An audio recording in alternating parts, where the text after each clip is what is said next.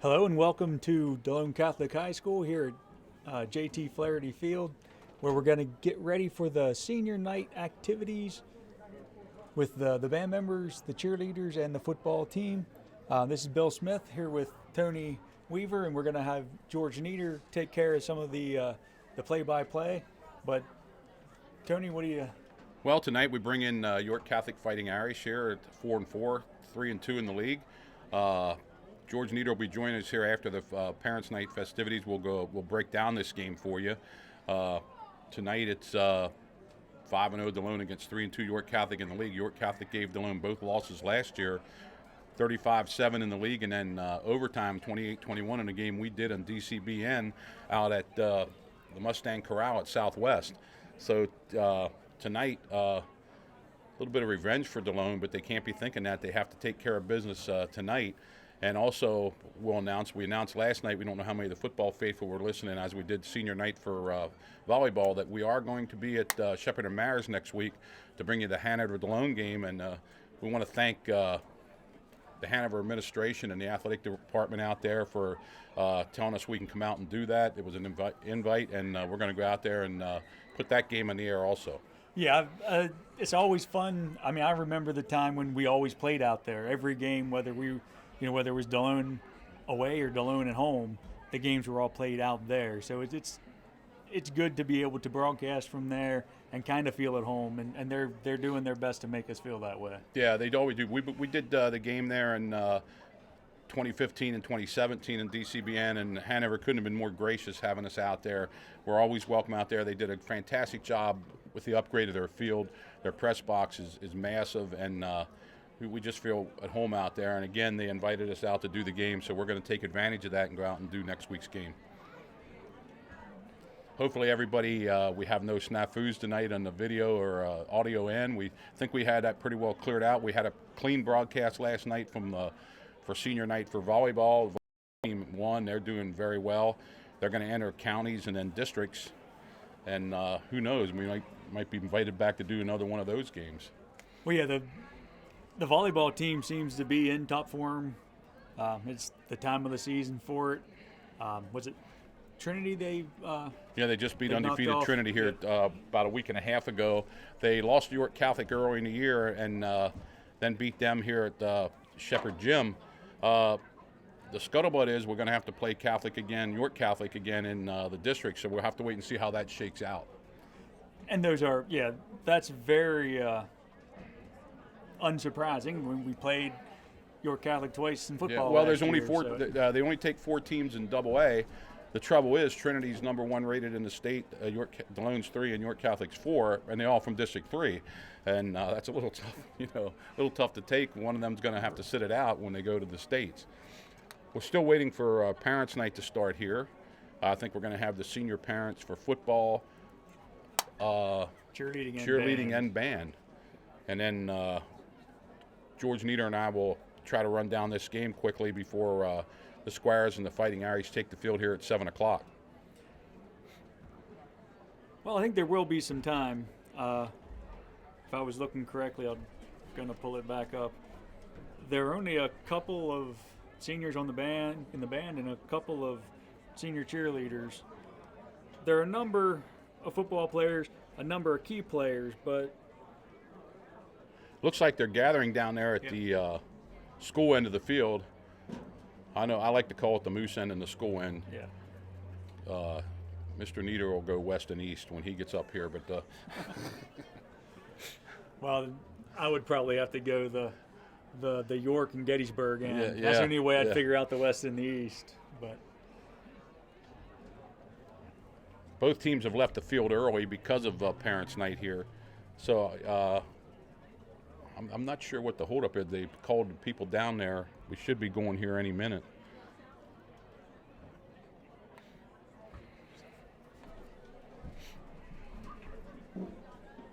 Well, it appears we're starting. On the sidelines, and we would now like to recognize our seniors.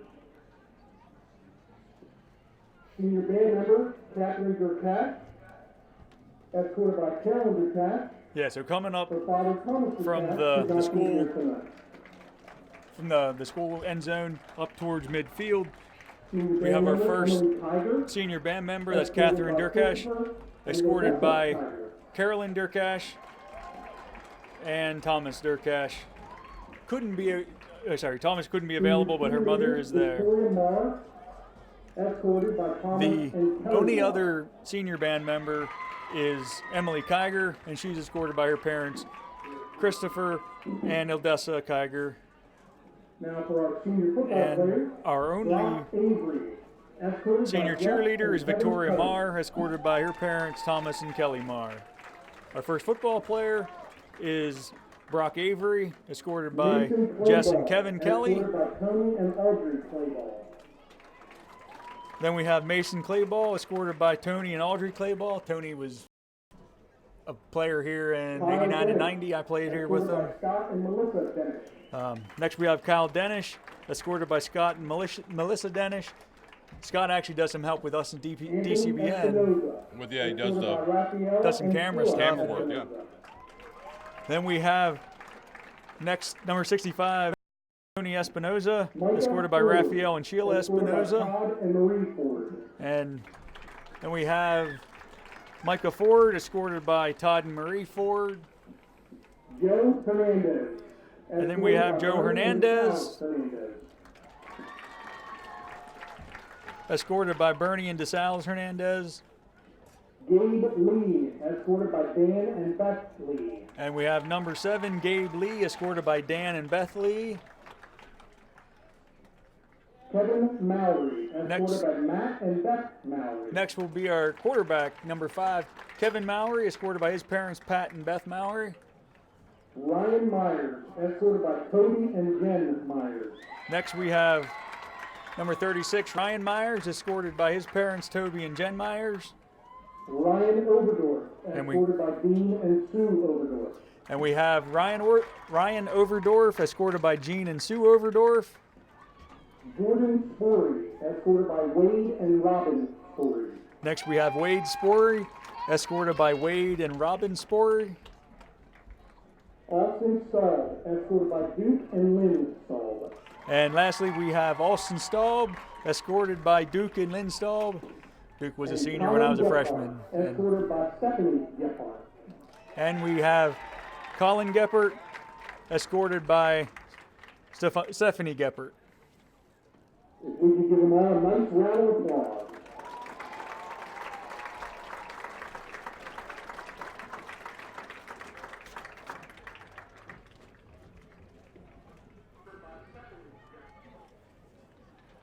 So that takes care of I the think, senior yeah, that's night all of our festivities here. seniors. I guess they're going to get something here, and then a little bit.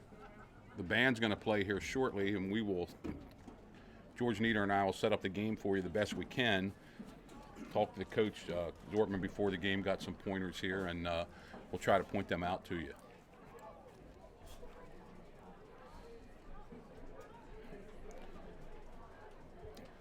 So Okay. I'm going to hand off back to George, and then I'll go back to the camera and do my little thing. So good evening again, everyone, and welcome to JT Flaherty Field here in the campus of DeLune Catholic High School. It was senior night. We just had all the seniors for the football, cheerleaders, and band on the field. The Squires will play host to, like we said, the Fighting Irish of York Catholic. I'm Tony Weaver, along with George Nieder, Bill Smith, and who will provide over the senior night festivity. Just said Danny Smith is also here. She's our director, our producer, the work to get us on the air. So, George, the Squires are coming into this contest with a record of 5-3, 5-0 in the YAI Division III. They're sitting third place in District 3, double 8 points. They moved up to third place. A win tonight would clinch a district berth and also be one more step to their first division title in probably 9 or 10 years that they outright division title. Outright division title, that's right, Tony. Yeah, another big game. Another big game tonight. You know, after an 0-3 start, you know, DeLune has run off 5 in a row. So at 5-3, and with a win tonight, puts them at 6-3. You know, going into next week's game in Hanover, which they're going to be favored to win, but you don't want to get ahead of yourself.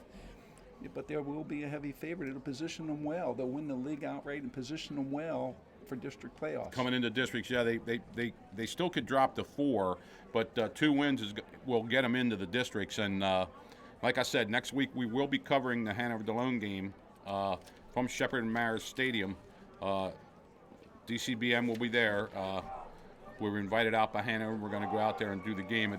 Tonight's game is the 54th meeting between York Catholic and Delone, and there was a 20-year gap there from like the 70s, the early 70s, 71 until I think like 92 before we started playing them again. So yeah, you and I talked about that last night, about this, how far back this series goes. It started in 1938. Yeah. You know, now Delone does overall have a sizable advantage, 42-10-1. But the last couple years, Tony. The last couple years, well, you got the stats since they've come into the league. I think it's 17-9 Delone, but 5 out of the last 6 games have been won by York Catholic. Yeah, and the band's getting ready to play here. Yeah. No question, those 2 games last year, particularly the last game of the year, the district playoffs, York Catholic won a big game, and that was a tough one for Delone. Yeah, Delone won their first district game last year over Upper Dolphin, 48-23. They had lost 2 weeks before to York Catholic, 35-7, down at York Catholic, and then the district championship game was played out at Southwest. We did it on DCBN, and it was 21-21 at the end of. It went into overtime. York Catholic scored and Delone didn't, and 28-21, a vast improvement from what they showed down there at. And I sort of propelled them into this year until they played Trinity, Steel High, and York Suburban. York Suburban's still undefeated and probably going to go undefeated. You know, they'll probably go 10-0 in Division II. And it's just amazing that now they, come back to do 5-0. And if they can get tonight, they'll be sitting right. Even if they'd have won the other 3 games, it wouldn't have really mattered. They're still in the districts. You got to play everybody once you get in there, so it don't matter if you're 1, 2, or 3 or 4. Yeah, Tony, since that 0-3 start, there's been improvement in 3 distinct areas that I'm going to identify. They needed to clean up the penalties. That was evident. You and I talked about that. They killed some drives, brought some touchdowns back, really killed them. No question about it. Number 2, they needed to eliminate those mistakes, those turnovers, because we were turning the ball over also. We weren't going to win those games. They were good teams we were playing. Yeah. That was tough competition. You and I talked about that, And then number 3, they needed to shore up their offensive line play. They moved some people around. Kids are coming on, playing with a little bit more confidence, and the offensive line play is really vastly improved. Yeah, it really has. We saw that in both the Littlestown and Bermudian game, that the offensive line, with their sweeps and stuff, Austin Staub,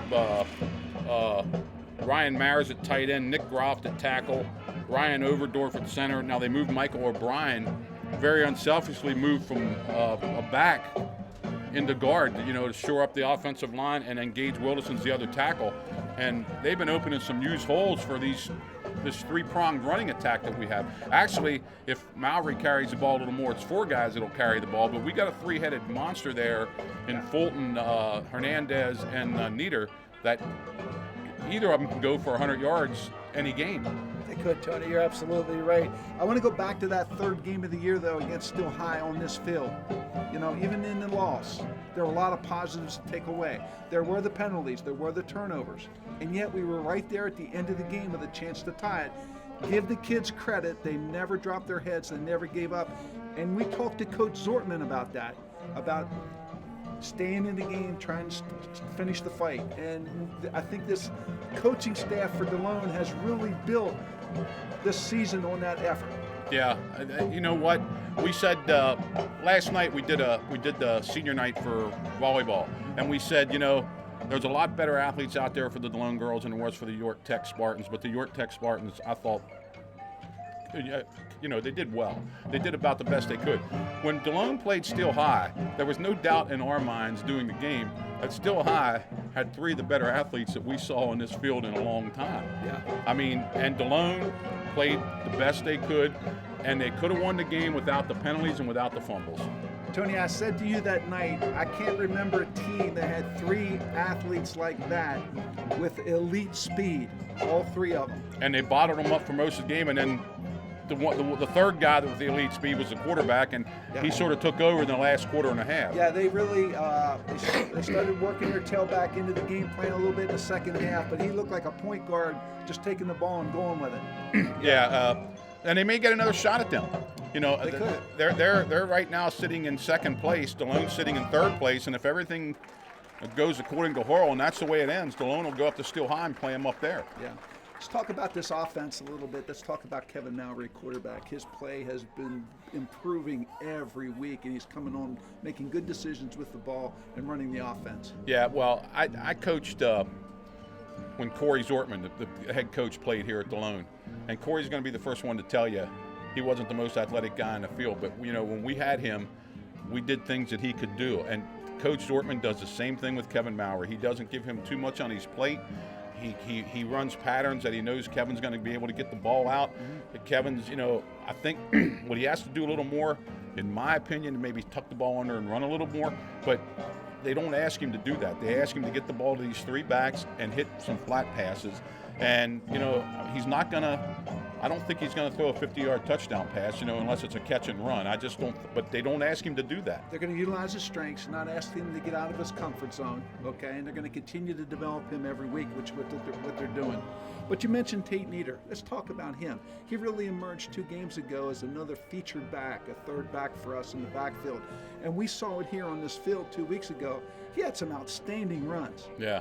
And well, first of all, he has probably more speed than the other guys, but he runs the wing T plays that he has to run so precise. He'll cut when he's supposed to cut. He don't look inside. He don't look outside. He looks to get if it's 3rd and 5, he wants to get 5. Yeah. You know what I mean? If he gets 20, that's fine, but he wants to get the 5, and that's a mindset you got to have. You and I talked about that. He's looking to get those first 3 yards before he gets 13. Yeah. he And a lot of backs don't do that. A lot of backs want to get 13 before, and if they, you know, that's not the way you got to do it. And Tate Nieder is a good example of that. And all these backs are. Like Josh Fulton gets a tough inside yards. Yep. He's going to be banging the heads in there. He's going tackle to tackle. Where Hernandez and Tate, they get to run outside a little bit, which Fulton don't get that much. Yeah, let's talk about Josh Fulton a little bit. Really effective inside, finishing off his runs. Of all the backs we've seen in the last couple of years, I just want to comment to you and to the people listening how well he finishes his runs. Yeah, he does. He doesn't get knocked back that much. If it's 3rd and 1, if we're not running a quarterback sneak, Josh is getting the ball, and he's, you know, he don't lose yardage that much because he gets his shoulders square to the line of scrimmage. He doesn't try to run east and west. He tries to run north and south. You know, he tries to run up and down the field. Well, talk about York Catholic here. They got Mitch Gallatin at quarterback, number 7, and he's their catalyst tonight. And he came in last year a little bit in the game, and he's their running quarterback. Now, he's going to look like he's in the shotgun a lot, and what he's going to do is take that ball and just run with it. Well, Tony, he's 6'3" and 190. He's a big athlete, and he can run. And Okay, they're going to put the ball in his hands, and he's going to make decisions. Okay, they've got a featured pack, number 3. He's a transfer from York Tech last year. He's 1,000. Yeah, 1,000 yard. Weich is his last name. He's 1,000-yard runner last year. Yeah, very effective. Okay, A little bit of speed. And Corey knows they got to shut them down. Yeah, and 2 wideouts that are effective. Talking to the coaching staff at DeLone, they said they're very effective. Ben Nelson and Noah Keel, 42 and 44. Yeah. Okay, they're wideouts. So, but it all starts with the quarterback. It all starts with Mitchell. And, everything goes through him. Now, he's not the thrower that the kid last year for York Catholic was. They used Mitch Gallatin last year more as a runner, but he's a very powerful runner. And what he'll do is he'll take the snap and he'll go right and left. Not going to be too much up the middle. They're going to try to get him on the corner. And he's got decent speed. He's not the Steel High quarterback by any means. No. But he's a bigger kid than what the Steel High quarterback was. A little bit more powerful. So DeLone's going to have to come out and play the kind of defense they've played since they got in the league here. They've only given up, 40 points in the league. And a lot of that was when the game was already over. Well, let's talk about that defense for just a little bit. Again, we talked about the line play, and the defensive line play has gotten stronger too. We're stopping the run better. We're putting pressure on the quarterback, and I think it all starts with Nick Roth and Austin Staub have proven to be really good run stoppers and getting off their blocks and pressuring the quarterback also. Yeah, and what he did tonight, he moved Austin Staub into a tackle. So they got Nick and Austin at tackle, and I think Corey believes. Coach Dortmund, I'm sorry, I call him Corey. Well, you coached him for so many years. But he believes that I don't think they can block them two kids. They're not the biggest kid. Nick and I mean they're good size. Austin and Nick, but they're so quick. Yeah. And we saw that when they dumped the Bermudian quarterback a couple times. I think Austin had 4 and Nick had like 2.5 sacks. So. Well, we got Hernandez and Fulton. They're very, very active from their linebacker positions, but 2 other people, Tate Nieder and Mike O'Brien. And Mike O'Brien is really coming into the zone from his linebacker position. Yeah, I'm glad to see that. He plays linebacker. And they asked him, "Hey, we need help on the line. How about going to guard?" He said, I'm sure he wasn't happy about it because he was a back, but to help the team, he went to guard, and it's proven to be a good move. Yeah.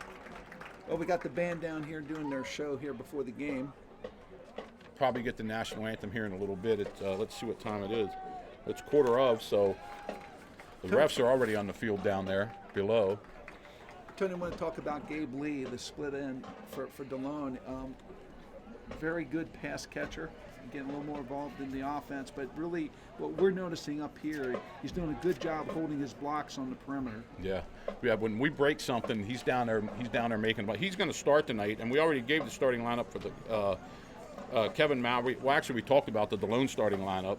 We talked about most of the York Catholic starting lineup. It's Weich and Gallatin, and then Cormac Sterling is the other fullback. When they use a fullback, I'm not sure how much they're going to use a fullback, and then the line. We talked about the 2 wideouts, Nelson and Keel, and then they have a guy named Landis, number 67, offensive and defensive line. He's a senior. Mm-hmm. He's 6'5", 350. So you're going to be able to see him when he's on the field. I'm going to be expecting them to run a spread offense tonight. I think they're going to spread us out. Yeah, and judging from what they did against Bermudian, they lost to Bermudian, they lost to Littlestown. They lost 20-6 to Littlestown and 24-0 to Bermudian, or 20-0. I'm sorry, to Bermudian. They beat Hanover last week 24-0. They've been having a little bit of trouble moving the ball, but their defense has been stout. I mean, they haven't been giving up a lot of points. Tony, a couple keys for the game tonight. I think Coach Zortman and that coaching staff has got to have their team focused on this game, what's going to happen on this field in the next 2 hours. Yeah. A lot of press, all the what ifs. If we win this game, division title, playoffs, sometimes that becomes a distraction. They need to focus on this game. They need to go out. They need to execute. That's number 1. Number 2, we've talked about it before. They've got to contain the quarterback for York Catholic. He's the playmaker. Yep. They got to play defense. I'd like them to score first because DeLone plays better from the front. Mm-hmm. Limit the turnovers. Mm-hmm. We can't have a punt hit a guy at the 30-yard line like we did, against Bermudian. We were very lucky in that game. Bermudian didn't turn that into 6 or 3. Yeah. And from what we saw, the kicker for York Catholic had a pretty strong foot. We almost got nailed by a ball there. Yeah, he does. He has a good leg. We saw that down there when we were down there on the field. The other thing, Tony, talking to the DeLone coaching staff, and from what we see, we think this DeLone offense can get to the corners on York Catholic. We'll wait and see if that happens, but we think we can get our kids to the outside. Well, if we can't get to the corners, we'll be the first team. I mean, even in the games we lost, even at Suburban, when we lost 42-15, we fumbled the ball 3 times down there in the first quarter and gave Suburban short field. Now, I'm not saying we would have beat Suburban because Suburban's a super 4A team this year. But we gave them too many short fields, and you can't do that. You can't do it tonight. You cannot do that against good teams, or you're going to lose. You got to limit the turnovers. Yeah, just to review that league standing, DeLone's sitting at 5-0, and Bermudian Springs is 4-1. Littlestown's 4-1. They play each other tonight. Yeah. Okay, and then there sits York Catholic at 3-2. This is a must game for them. That coaching staff in that locker room for York Catholic is talking to those kids and getting them ready to play. Yeah, and like they do in the YIA doesn't have, if you have the same record, you share the title. Now, if DeLone would lose tonight, York Catholic still is going to have 2 losses, and if DeLone would win next week, they'd only have 1 loss, but they'd still share the title. They haven't won an outright title in so long. They want the outright title, so tonight's the big game. Yeah, it's no tiebreaker. No. There's no tiebreaker here. So if DeLone wants to have this division title to themselves, they've got to win the next 2 games, and it starts tonight with York Catholic on this field. Right. Both teams are going to come in the field. I think we're going to have a prayer at midfield since they're both Dawson schools. They do that a lot. We did it at the Trinity game, if you remember back the first game of the year. Both teams gather at the 50-yard line, and there's a prayer said before the game starts. Looks like we have 14 minutes on the clock before the game starts. And the Squires are getting ready to take the field. York Catholic stirring around down there in their locker room. Perfect night for a game. It doesn't. It is again. You know, we have doesn't get any better than last this. year it rained almost every time we tried to do UCB. This year we've had nothing but perfect weather for the games, and a little chill in the air tonight, and people down there with scarves and hats on, but really nice night. Tony, let's talk about special teams for a moment. Something you and I both noticed, and what's really coming on. How far these young lads are kicking the ball, you know, and they're in a high school level, what they can accomplish with field goal, what their capable distance is. Well, actually, number 9, Jason, can't see his Emig is going to be kicking for DeLone tonight, the extra points and field goals. Just a sophomore. Tony Espinoza will still do the kickoffs, and they told us the other night in the JV game, this sophomore hit a 37-yard field goal, which was unheard of when we were in school. Yeah, you did. I mean, we were probably punting the ball, punt them deep. But it's not just DeLone. It's every team that comes in here has somebody that can just rip the ball, and I'd say in the last 10, 15 years, that's really took over. You know. Well, we know Dusty Lear works real hard with those kids. He does. Down there too. He does. He gives a lot of his time. He's the track coach here and the cross country coach, and he works a lot. Very hard with the kickers. Both teams again. DeLone's out there now, waiting to run through their banner. I don't see any stirring over there. The refs are waiting for York Catholic to come out in the field. Nice crowd. Not many from York Catholic tonight, though, but a nice crowd down here for DeLone on senior night here. Hopefully the people that usually listen to us, Buck Myers is supposed to be listening to us up in Kutztown or wherever the heck he's from, Allentown. Toby's brother and the tight end's uncle for DeLone. Hopefully our good friend Joe Klunk's listening. Yeah, hopefully. Although the Yankees are on tonight, he might have both games on. So here come the Squires out in the field. Squires will be dressed in all black, white numbers and their gold helmets.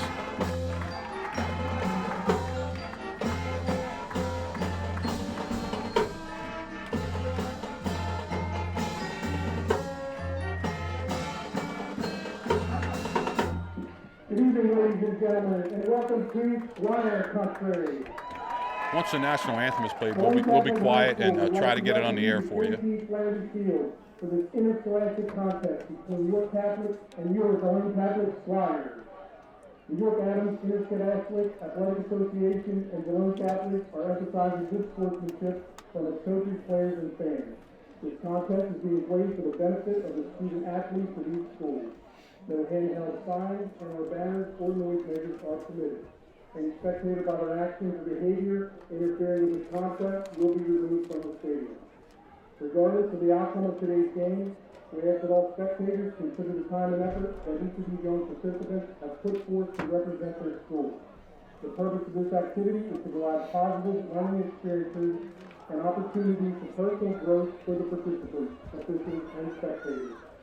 We ask that you assist in the promotion and achievement of good sportsmanship by taking personal responsibility in keeping this contest at a higher level of fair, clean, and wholesome competition.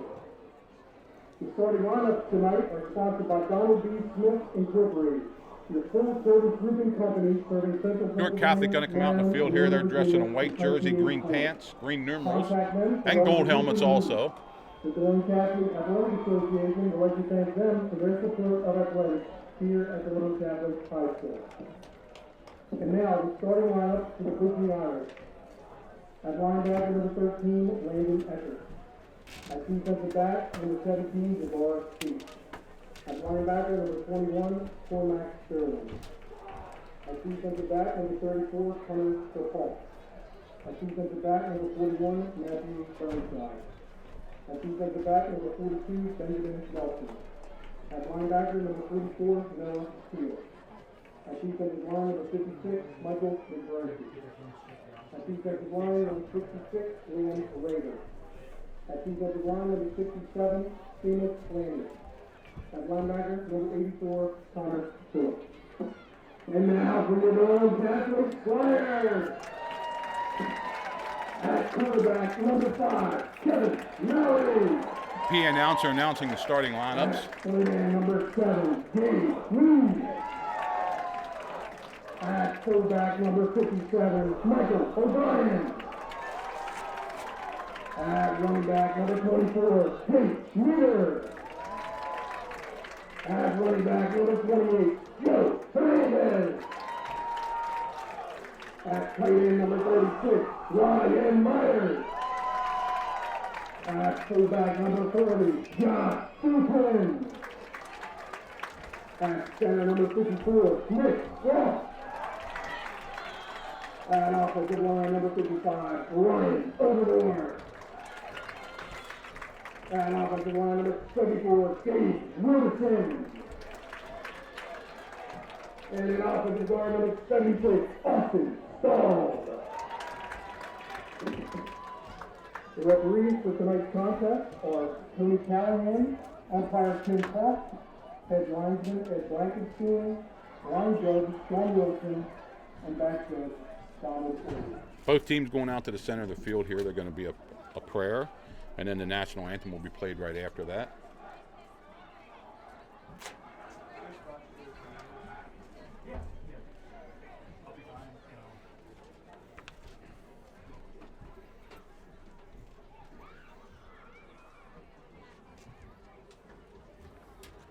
This was done early in the year when Trinity was in here, whenever two diocesan schools played. We ask you to direct your attention to midfield.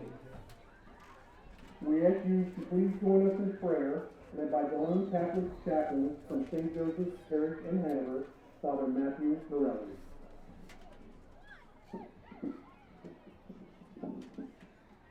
In the name of the Father, and of the Son, and of the Holy Spirit. Bow down your heads and pray for God's blessing.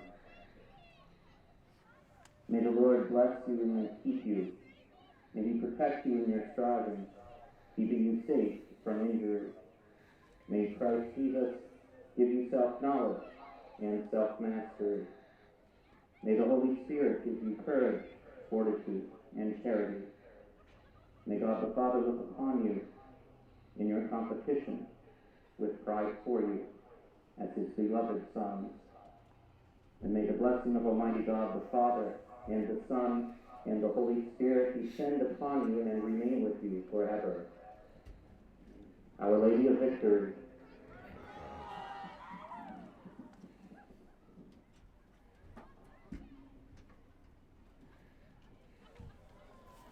I think now we'll get the national anthem.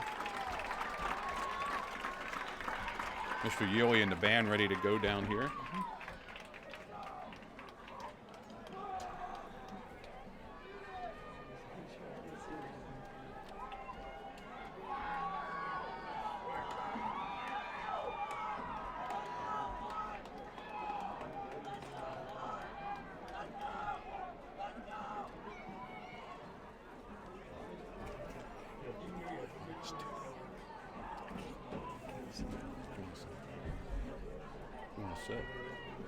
Should everyone please stand, and gentlemen, remove your hats for the singing of our national anthem by Miss Logan Keeper.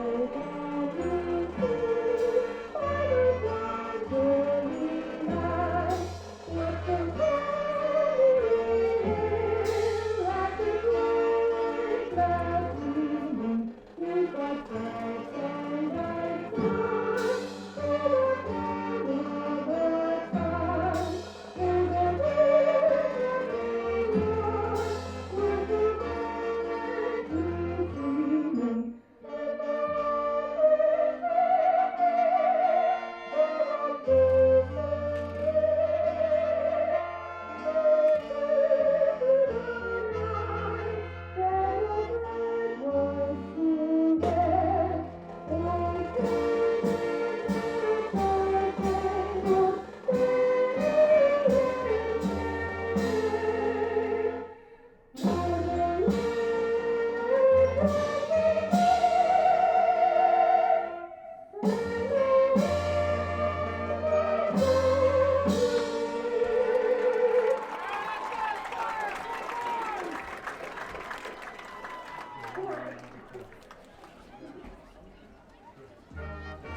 for the alma mater for DeLone Catholic High School.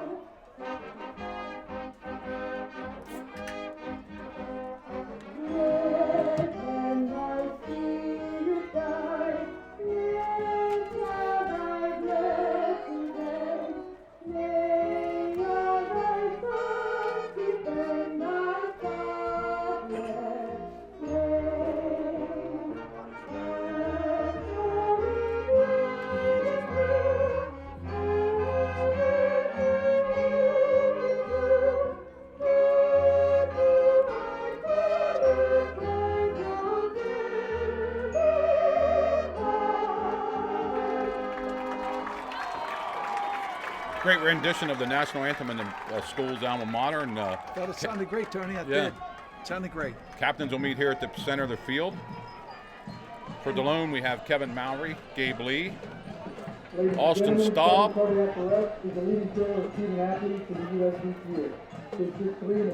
and Joe Hernandez. Try to get the numbers here. Looks like number 17 ceased. Number 21, Cormac Sterling. Number 42 and 50. 42 is one of the receivers, Benjamin Nelson, and 50's Wyatt Wells. The toss has already been done, so we know what happened already. But we don't, they do. Tony, always good to see Dr. Ralph Dixon down on the sideline. yeah. Okay, hope we don't need him tonight. Yeah. Okay, but great that he's always here. York Catholic, or DeLone, won the toss, and they're going to receive. Tonight's first quarter sponsor is Hanover Auto Team. DeLone will be going east to west towards the Moose. And I'm not sure if DeLone won the toss or York Catholic won the toss and deferred, but I'm not sure either, but I'm looking at the flag, Tony. It's limp. There's really no advantage to the air. It's a perfect night for football. yeah, the wind of the last day and a half have subsided, and there's nothing really going on with the wind. DeLone wants to score first, I know that. Well, we talk about special teams, and here's the first play, and we've been getting pretty good field position off kickoffs. See who kicks off here for York Catholic. Back deep is going to be Ryder Knoll and Joe Hernandez. The up backs are Gabe Lee and Nieder. Try to get that number. Looks like 16 kicking off there. Nicholas and Gracie kicking off for the Irish. Andressi kicking off from the middle of the field, and here we go on senior night here in JT Flaherty Field.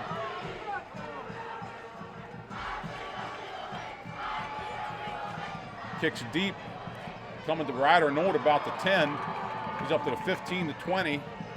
Spins up to about the 24-yard line where he's going to be knocked down there. Pretty good coverage by York Catholic on that kickoff, Tony. Yep. Ryder Knoll on the return for the Flyers. Ryder Knoll, I believe, is only a freshman. Yes. 10. Number 10, Ryder Knoll returned that. And Mowry goes into the game here. Let's see what DeLone. They're going to mark the ball right at the 25. The nose of the ball is right on the 25, so here we go. Squires come out. Gabe Lee over here to the right with Hernandez winged this way. Double wing. Nieder wings then. Nieder goes in motion. Ball's handed to Nieder. Going to try to get outside, but he's not going to make it. Nice tackle there from the secondary by, let's see who made that, and give me a number here. Number 41 came up and made a nice tackle there. Tony, right away we see Burnside. DeLone trying to get to the corner. We talked about that great play by 41 coming up. Took the right angle to the ball carrier, made a real nice open field tackle. Yeah, he wanted to cut that up, but he couldn't. York Catholic strung it out very well there.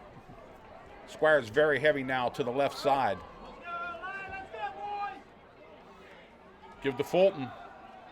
He's not going anywhere. He may have a yard or two. That's about it. Going to bring up a 3rd and long here right away for DeLone in their first possession. They're going to mark it up at about the 27-yard line. Let's give him 2 on that. Tony, number 13 down on the bottom of that tackle. He stuffed that hole really well. 13 is Landon Eckert for York Catholic. Let's see if DeLone goes to the air here or they try to keep it on the ground.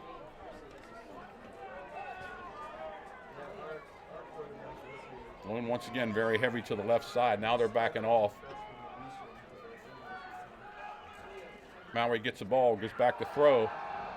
Has a man out there. He's going to try. Going to be dropped. I thought he was going to run the ball there for a minute, but he's going to be hit at about the 25. Kevin Mallory, tackle for a loss. Number 67, Dennis Landis. Going to mark the ball to 20. Brings up 4th See where they mark it, to 21 or 22-yard line. They're going to bring up a 3rd and long, or 4th and long. DeLone will punt. Gabe leads the punter. Tony had Tate Nieder open coming out of his break, but he couldn't get him the ball. The pressure of York Catholic. Cease deep. Nice punt. Ball's going to hit and roll. Oh, great roll. Great roll. DeLone got a break there. Number 3 left to go for York Catholic, White. And the ball's going to roll dead at about the 27-yard line. Wow, that's a mistake for York Catholic. They should have picked that ball up. It is, but they had a great offensive series. They shut down the run, put pressure on the quarterback.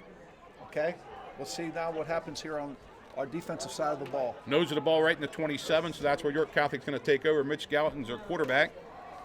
And White's is their fullback, or the tailback. No fullback in the game right now. Gallatin, like we thought, was going to be in the shotgun here. Double wide outs to each side in the slot. Gallatin tries to run the ball like he does all the time, and he gets up to maybe the 30-yard line. Give him 3 yards on that. Pretty good closure by DeLone's defense on that. Forced him upfield, came to the ball fast. And Fulton and Groff in there.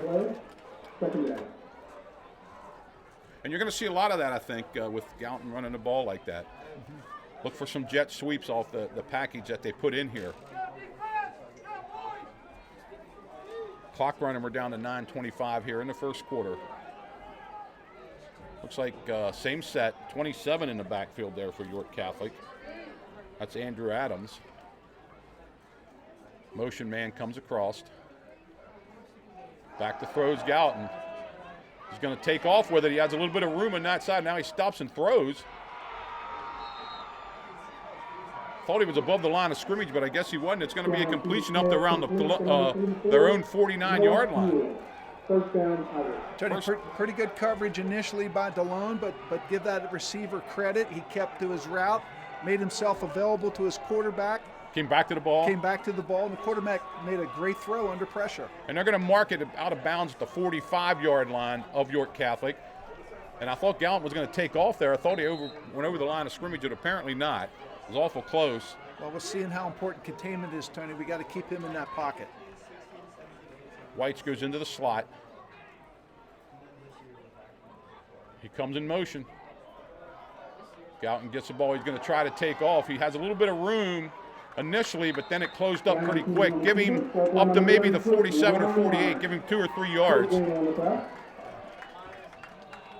Yeah, you can see he runs that ball very aggressively. He's got those legs kicking all the time. Give him 3 yards. 2nd and 7.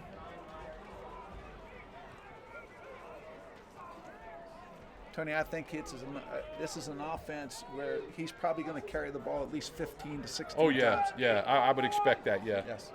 They got their leading rusher in the slot here, number 3, White. Yep.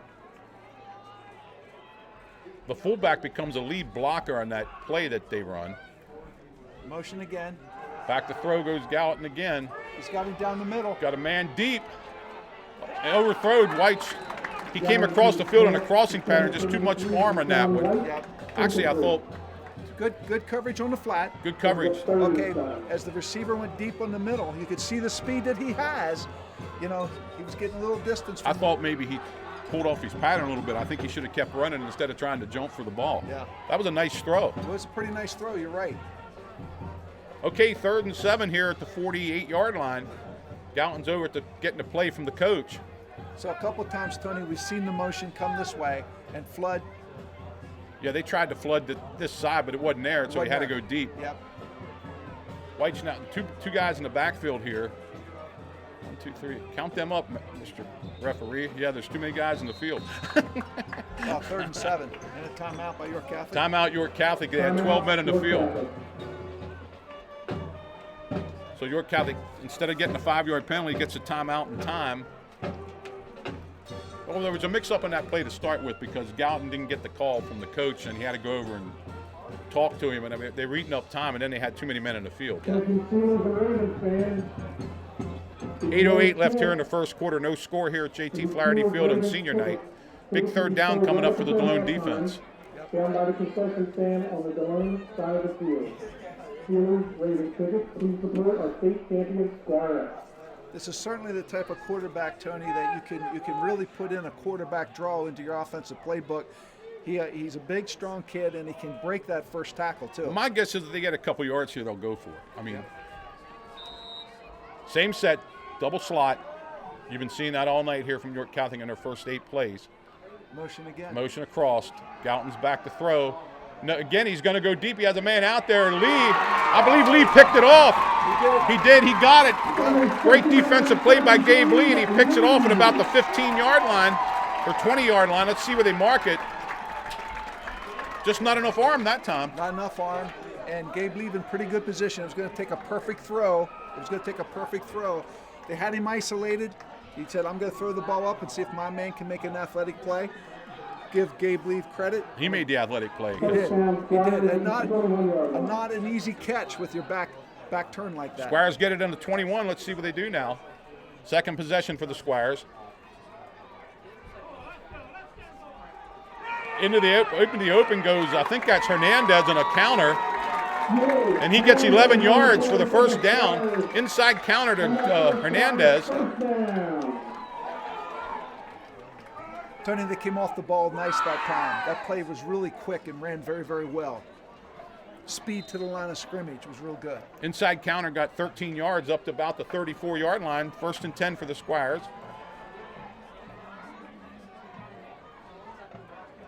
Looks like the same play. And again, Hernandez breaks it into the clear. He's on the 50. He's at the 40.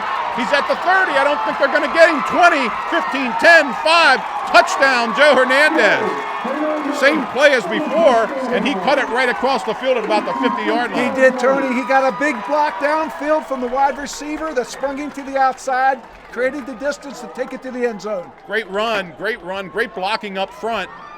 64-yard run for the touchdown by Joe Hernandez. Took it right to him, right up the middle. 66-yard run. I cheated him 2 yards. 66-yard run, and let's see who's going to kick the extra point. Looks like number 9, that's the sophomore. Justin Emig, I think is how you pronounce the last name. He will try to keep it on the 7s here. Good snap. Kick is up. It looks good. And it is good. As they come back up the field, the scoreboard reads DeLone Squires 7 and York Catholic nothing.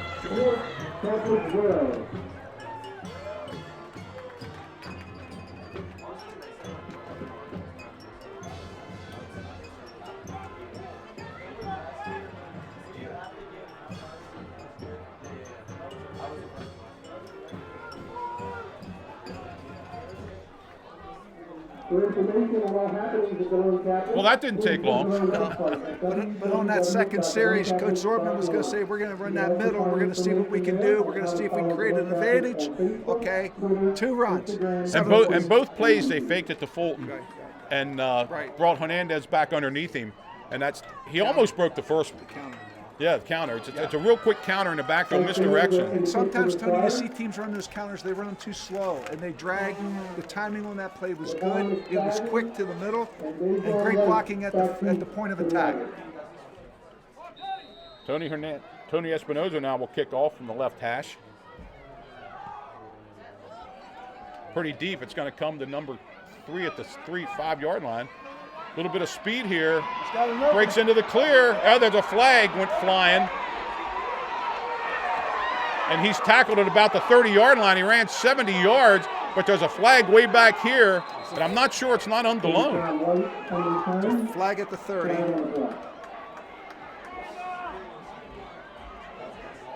Flag at the 30-yard line. Holding. Holding against York Catholic, so that's going to bring it back. Nice run there by White. A lot of speed there. A lot of speed, Tony. Good job by Tate Nieder to run him down. Yeah. Tate Nieder did a real good job. Took the right angle to the ball carrier. The flag came flying early in the run, Right. so they got it at the 30, and it's going to be marked back probably 10 yards from there. Let's see where they place this ball. So that's a break for the Squires. And they're going to mark it right at the 20-yard line. York Catholic will take over there. And what do those special team coaches always say? Stay in your lane, Stay in stay your in your lane. lanes. Well, he made. See if I can get his first name right here. DeQuanza made a nice move. Real nice move. Okay, a little tighter set this time. Only slots to one side. 2 men in the backfield behind Gallatin. He gives to his fullback, and he's not going anywhere. See who's in there first for the Squires. Gabe Lee came up from his secondary. Nick Groff.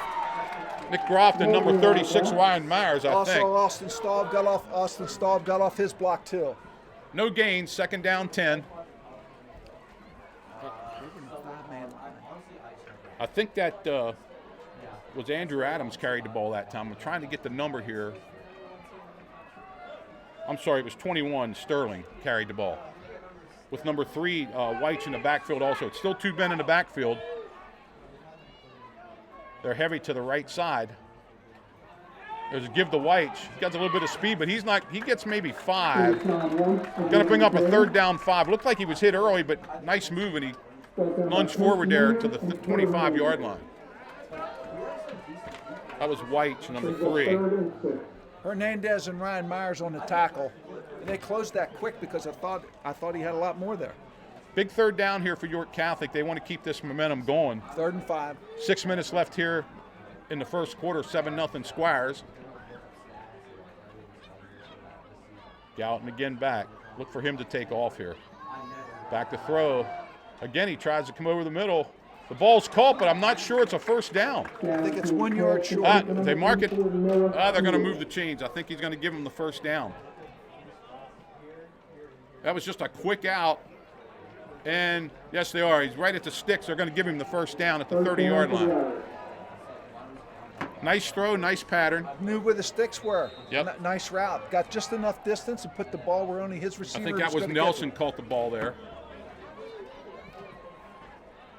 Back to their double slot.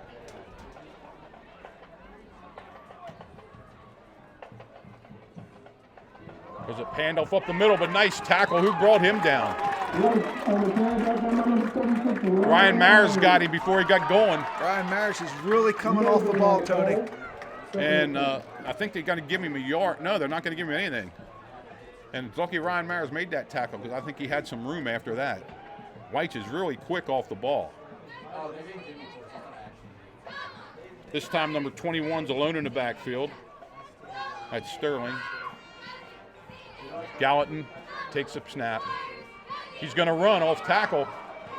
And he's not going anywhere. He gets maybe 3, but that's he made that on his own. He did. And he wanted to kick it to the outside, but give DeLone credit. They held their containment, forced him back inside to where the pursuit was. And again, Ryan Myers did a nice job. He may not have made the tackle, but he turned it back in. Right, stuffed the hole.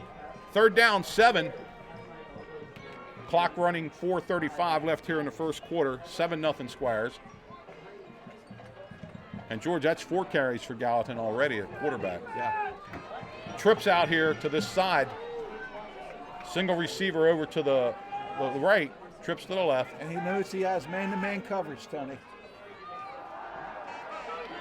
There's a bomb down this way. And he wanted, that was a good fake job because that was not interference. That wasn't interference, Tony. It really wasn't. They were throwing for number 44 there, Kill. And he made like he was being interfered with, but the lone guy wasn't, stayed off of him. Hernandez and Nieder back deep here. And again, they're putting two guys back. Joe Hernando, back deep for the Flyers. In the front, number 16, Nicholas Androssi. Tony, I don't have a number 57. That's O'Brien. He changed his number to 57. Yeah, O'Brien's 57. Okay, he did a real good job with his coverage. High snap. Kicks off. Nice punt. Beautiful punt. Called up here by Nieder, or is that Hernandez? I'm not sure. He breaks it down the sideline. It's Nieder, and then he gets hit out of bounds. And there is a flag for a late hit. Nieder went out of bounds at about the 39 and got driven into the bench. Let's see if they call that or they call it on DeLone for unsportsmanlike over here. I'm not sure what they're going to call. That was a nice punt, but he outkicked his coverage. We got another flag down at the 50 also. I think we have two flags. Two flags. We may have to kick this ball over. Yes. Although the personal foul is a dead ball foul. Let's see him work this one out. The other flag sitting at the DeLone 47. The other flag was thrown at the York Catholic 39. Let's try to figure this out, what's going to happen. They're going back to the flag at the 47. And that's probably a hold or a block in the back. Show us, please. That's a hold. It's a hold. Holding on DeLone, and then after the play, a personal foul against York Catholic. So what they're going to do is move the ball back 10 yards for the hold, up 15 for the personal foul. Still going to benefit York Catholic because it's not going to be up here at the 30. Now they're going to turn around and go 15. But pretty good field position. It's going to be real good field position for DeLone. Yeah, let's see where they finally mark this off at. I'm going to say about the 48. Yeah, the 48-yard line of York Catholic. So DeLone's going to take over in York Catholic's territory after all that. Right. 3:58 left here in the first quarter.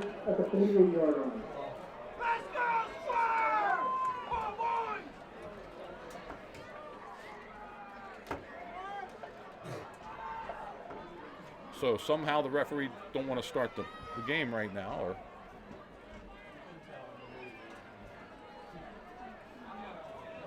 looks like the York Catholic coach needs an explanation what happened and how they marked that penalty off.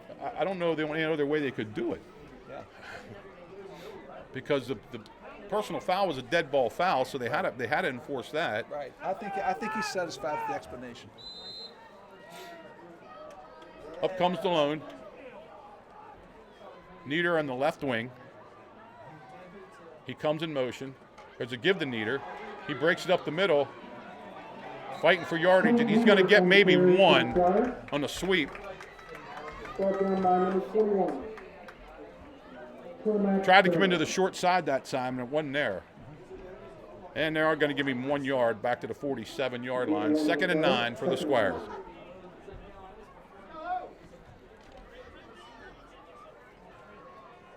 Hernandez is now slotted here to the right. He goes in motion. Ball's on the ground. DeLone fumbled the snap. I think they got back on it, so it's going to be 3rd and 9. Well, one of the most fundamental plays in football.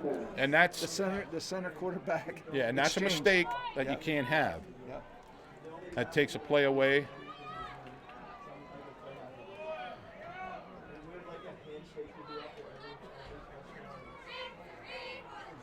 Gabe Lee back in the game at split end.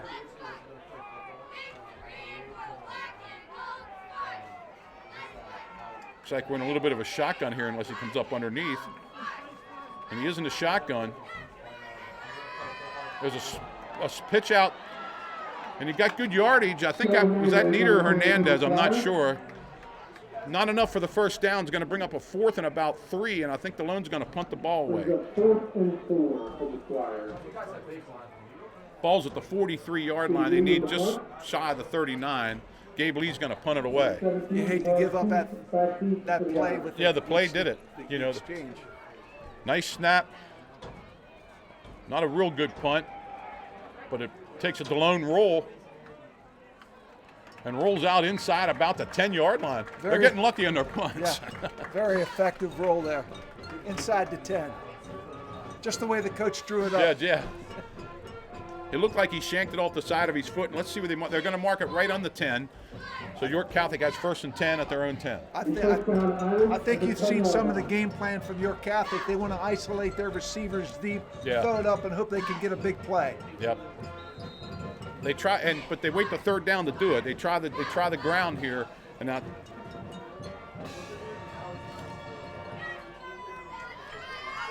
Decon White can fly. Where do they have him at? He's in the backfield now. He's in the backfield. I'm going to look to see if they can work. Actually, they got 2 backs in the backfield, 21 and 3. There's a give to number 3. He's tackled right at the line of scrimmage. They don't let him get going. You can see how quick he is to the line of scrimmage. Also, Stallman, number 34, was in there for the Squires that time. Russell.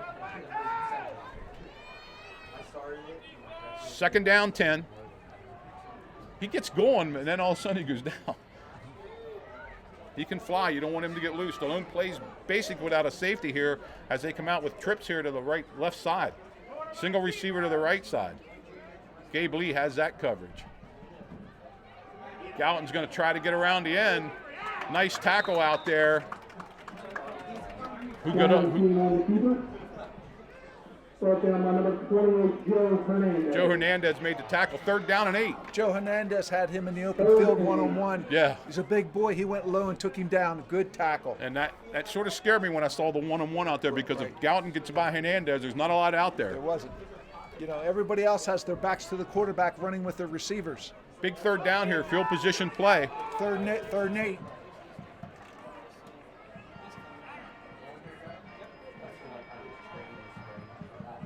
Gallatin takes a snap. He's back to throw. He throws it way down the field here.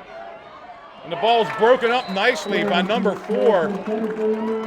And that's Hefner. Had good coverage on number 8. Colin Geppert? Yeah. No. Hefner. He took his number. Okay. Hefner took number 4. Okay. Nice play. Yeah. Nice throw. Actually, that was not a bad throw. Yeah, it wasn't. But you can see that's part of their game plan. They're going to throw it up. How many times have they done that now? 4 times. 4 or 5, yeah. Punt. Low line punt. Nieder lets it hit. Picks it up at about the 45. He's at the 50. The other 45, he stiff arms at the 40. Down to about the 36 where he's going to be brought down, and the Squires have excellent field position again. And I'm glad he picked that up. Yeah, I am too. Let's see. They're going to mark it at the 37, I think. Tony, you can see the thought process of punting the ball deep, getting a 3 and out, getting them the punt. Look at the field position. 37-yard line. 28 seconds left here in the first quarter. Stallone has the ball at the 37. Give to Hernandez. He has 2. He has 5. He breaks into the clear. He's inside the 10. And he's going to be knocked out of bounds, I think, about the 2-yard line. That was just a sweep. Tony, great job getting up in the hole, leading the blocking, getting out in front of him. Solid blocking. Solid blocking all over the place there. Got to the corner. Uh-oh, they got a flag down here, I think. See where the flag is thrown. The flag's laying at the 20-yard line, so it's a spot foul. So let's erase that and see what the play is.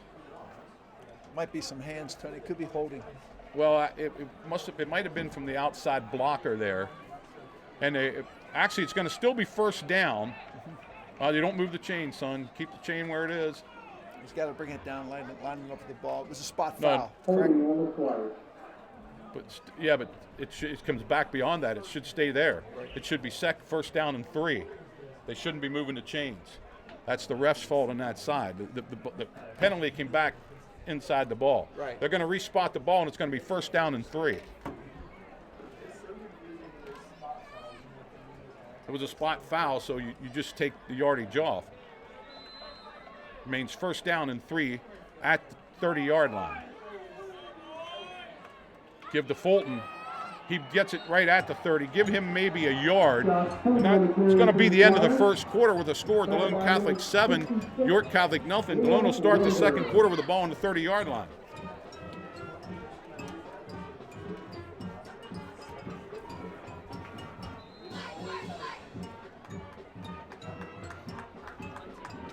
And at the end of the quarter with your score, it's Delone Catholic 7. Tony, good job by the York Catholic linebacker filling that hole. Yeah. Number 66. You know, I thought we had something there, and he just shut it down immediately. And you know, Delone wants to come away with some points here. You don't want to keep getting down there and getting nothing, because that comes back to haunt you at the end of the game. Providing good old-fashioned service using today's technology. So the ball will be moved down to the school end of the field at the 30-yard line, where the Squires will take over here, and we're gonna call it 2nd and 2. So we had a nice run down to the 2-yard line, brought back with a hold. We also have 2 special birthdays today. First one is Haley Reese. If you see her, wish her a happy birthday. And second, So Delone actually has 3 downs to pick up these 2 yards. They want to get the first. I think you're going to see something straight up the middle here on second down. Either that or the same play that Hernandez scored on before. The ball's placed here in the left hash at the 30-yard line. Going in for the school. Will be available online through the Delone Catholic Broadcast Network again this season. If you can't make it to the game, Your Catholic's defense is stout. www.DeloneCatholic.org/BCBN. Squires have Nieder and Fulton in the backfield. Hernandez is flanked out to the right side. Ryan Myers now makes it a heavy set on the right side. Give to Fulton. He breaks it up. He has the first down.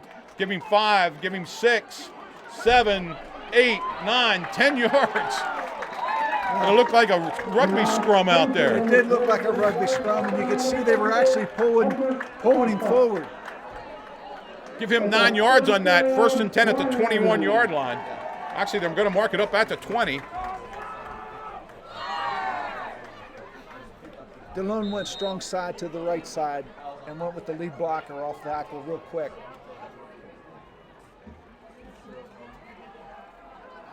Nieder's got 5 yards. Another leg drive, 5 yards. And they shouldn't be getting 5 yards. They're being hit at the line of scrimmage, and leg drives getting them the yardage. Well, what do we talk about? We talk about finishing your runs, and that's how you finish a run. They're going to give him 5 on that. 2nd down, 5. Ball still in the left hash going in towards the school. Mowry has the play, and up the line come the Squires. Hefner out wide to the right with Joe Hernandez flanked that way. Give the Nieder. He's going to try to get around the end. Makes a nice move, breaks a tackle, and gets down close to the first down. I'm not sure he has it or not. Tony outran the first defender and sidestepped the second defender, got hit by the third defender, and kept moving forward. See where they mark it here. Really quick feet. It is a first down, but I think it's going to be 1st and goal right at the 10-yard line. Look for Mowry to, not that I know what's coming, I just think that it's time for a play-action pass to the flag. See what happens. Gabe Lee way out here to the left side. There's a counter into Nieder. Got it, maybe 2. Nieder on the carry for the Squires. Second by number 21, Cormac Stone. Dylan Zimmerman bringing the play in for the Squires. Second and goal at the 6. Clock running 10:20 left here in the second quarter. 7-0 Squires. They have it at the 9-yard line, so we're only going to give him 1 on that carry.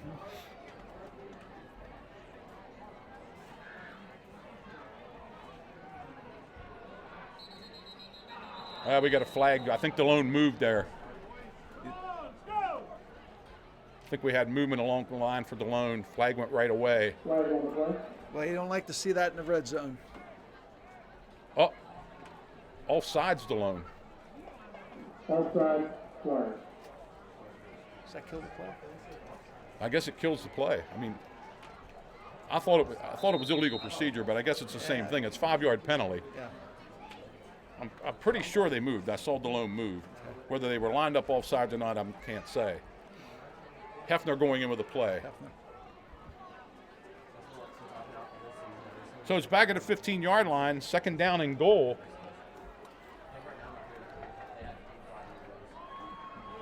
Everybody up for York Catholic. They have all 11 guys within 2 yards of the line of scrimmage. Another flag. Delay a game, I think. And that's going to move them back 5 more yards. Delay game, Squires. So they're back at the 19-yard line now, 2nd and goal at the 19.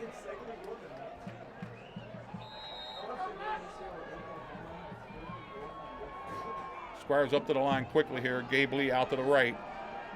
Double wing with Hernandez and Nieder both winged out. Fulton alone in the backfield. Here comes Hernandez. Mowry out to throw. Looking downfield, he shovels it, but it's incomplete. Shoveled a pass to Hernandez. He was under pressure. Tony, Tate Nieder was breaking open in the end zone. Yeah, but he couldn't get his shoulder square to throw the ball. But he could not get his shoulder square to get him the ball. You know, they just had too much pressure. And he tried to just shovel it out to Hernandez. Right. Hernandez couldn't handle it. He was covered anyway. So DeLone's going to have 3rd down and goal here at the 19-yard line.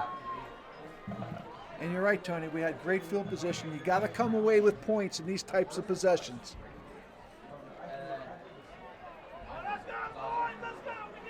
Double wing again. Hefner out to the right. Back to throws. Ball, it was going to be a screen pass. York Catholic had it covered pretty well. And Mowry, I think, just threw it away. They had it covered real well. And I think DeLone's going to go for it here. They need to get into the end zone. Gabe Lee coming in with the play.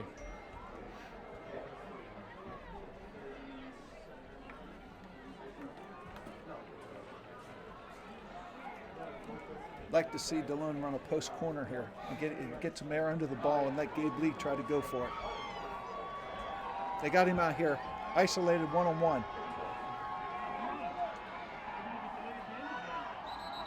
Timeout DeLone. They didn't like what they had there. The coach called timeout. Too much confusion there.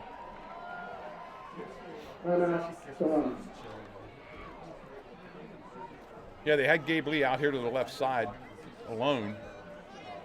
And you're right, in the last play, we had guys open, but Mowry had a little bit of pressure and couldn't get his shoulder square to the line to throw the ball. So it's only 7-0 here with 9:21 left here. 9:27 left here in the second quarter. Yeah, we're talking about these mistakes, Tony. Lining up all sides, taking another penalty, too much time. Can't do that. We went from 1st and goal to 1st and 20. Yeah. Okay. Plus, we'd have to take a timeout here. We didn't have the proper play called.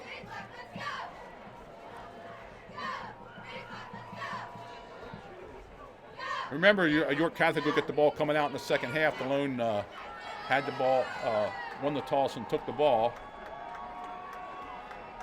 Squires have trips over here to the left side.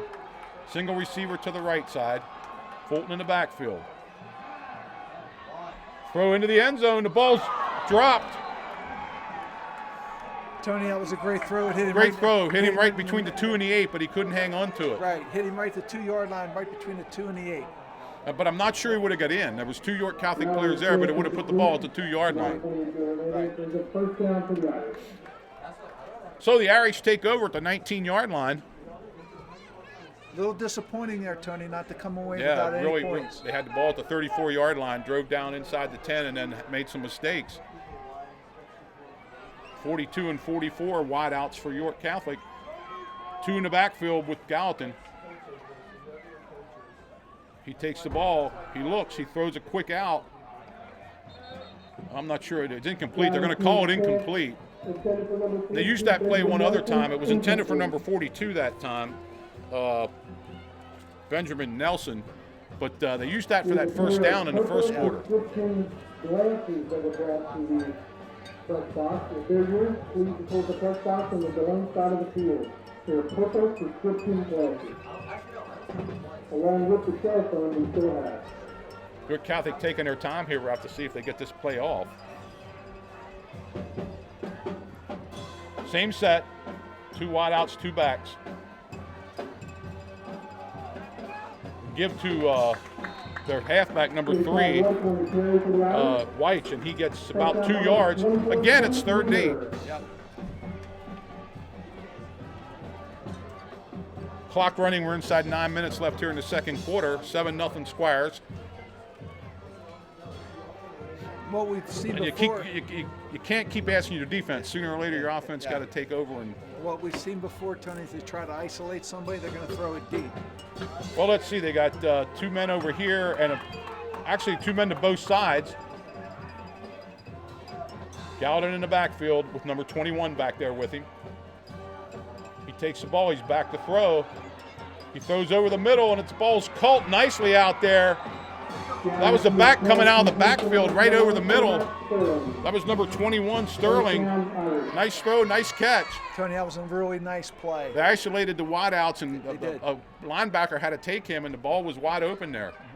They moved the ball to the 39-yard line, pick up of 20 yards, 1st and 10 at the 39 for York Catholic. And what do we say, Tony? You isolate that back on the linebacker, usually the advantage goes to the back.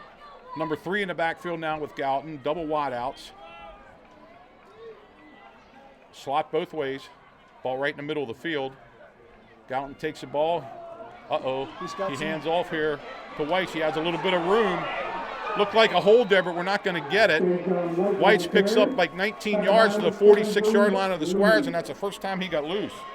Gabe Lee. Gabe Lee did a really nice job of holding his position, waiting for that back to commit himself, and made a saving tackle. Yeah.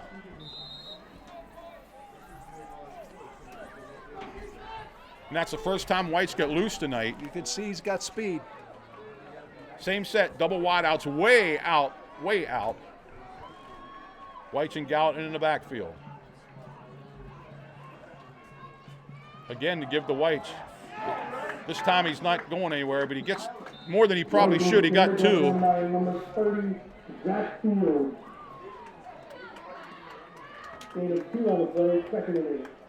It's very interesting how far they were split out to the left there. Yeah, they want to take everybody out, so if he breaks it.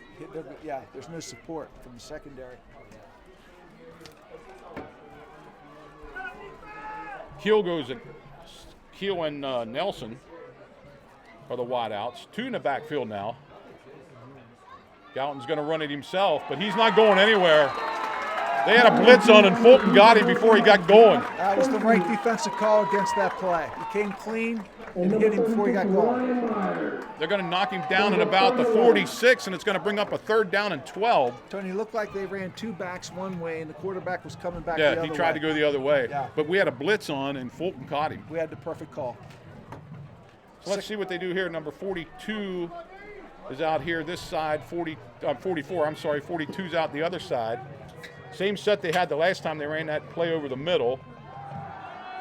Looks like they got a screen. That was supposed to be, and we got a flag here. I'm not sure what the flag is. I mean, it can't be interference. The pass was behind the line of scrimmage. So we'll have to see what's going on here. I don't know what the play was. Offensive pass, they can't. It's behind the line of scrimmage. They're calling offensive pass or defensive pass interference, but the pass was behind the line of scrimmage. You can't have that. Now the other ref's coming in to tell them that.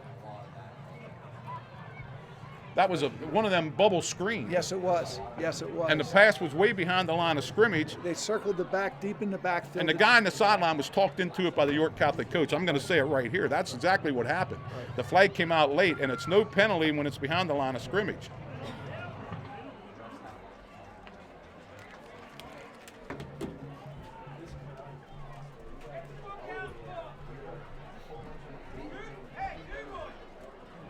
You can't call that penalty.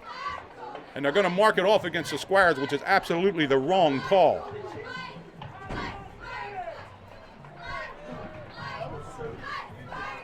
They just gave York Catholic a big penalty there, which was called by their sideline. I will say it right out because that was not the right call.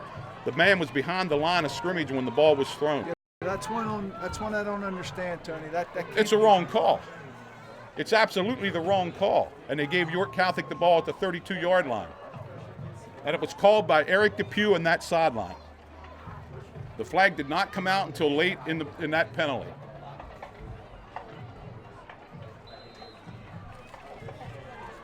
Anyway, it's first down at the 32-yard line for York Catholic. They got the ball on a terrible, terrible call. Gallatin rolls out. They're going to try. And he's down. He slipped and falls at the 44. They were trying to set up a screen pass, but the screen guy was covered. Number 21 was covered. So that's going to be a big loss of about 13 yards. Is that Zach Fields in there? Number 30? Yeah. Okay. Bring in the pressure.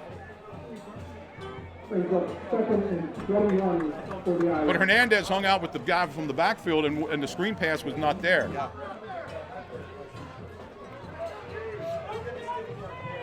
.550 left here in the first half. 2 backs in the backfield with Gallatin now.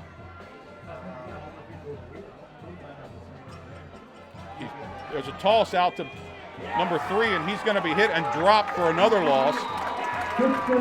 Dropped back at the 48-yard line. Tony Tate-Nieder read that right from the pitch. Yeah. I think they might have saw that in practice. Right, yeah. Took the right angle to the ball and just blew the play up in the backfield. So right now we got 3rd, and I'm going to have to look at the scoreboard here. It looks like 28. 3rd and 28 for the Irish. Ball's at the 48. They got to get to the 21 for a first down. Tony, number 3 in the slot there. You look for him down the middle deep. They got trips here. Nobody in the backfield with Gallatin. He's alone. That's not a good matchup, Tony. Back to throw. Ball down the middle. Ball's broken up. Depew wants another penalty, and actually has a better case on that one than the other one. 4th down. Number 57. 50. That's on 57's O'Brien. Tony, we're asking an awful lot to have him run with that back, and that's what he did. He ran with that back. He ran with one of their fastest backs down the middle. So they got the matchup. They got the matchup that they wanted. 4:48 left here, and York Catholic's going to have to punt.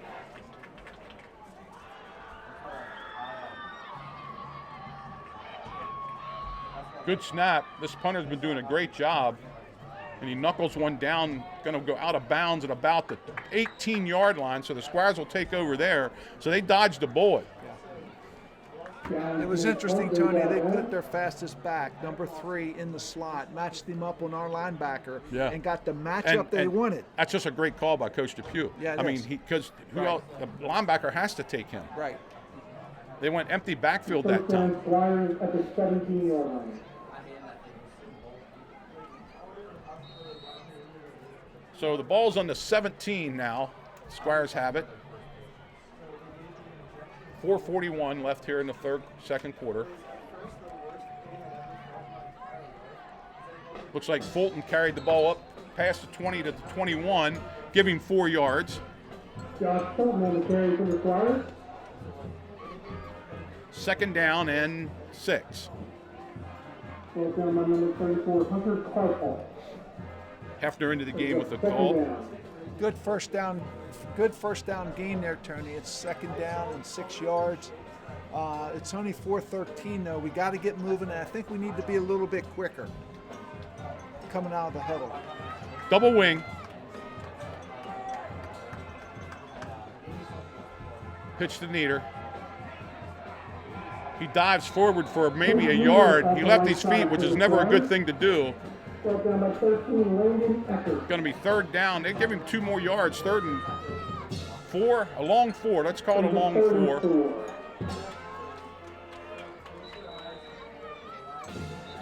And we're going to get a timeout from DeLone as Coach Dortmund wants to go out there and talk it over. Timeout, DeLone Catholic. Nieder took a pitch that time, went around the right side, tried to dive for some yardage. Timeout DeLone with 3:39 left here before halftime. 7-0 DeLone.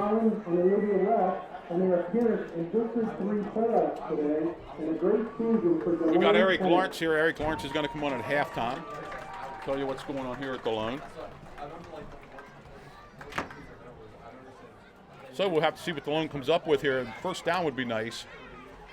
Well, it would be nice, Tony. 3rd and 4. You don't want to give the ball back to him with 3:39 left in the second quarter. Delone wants to pick up this first down, and they're thinking they'd like to get a score out of this drive. Yeah, knowing that they get the ball back here after halftime.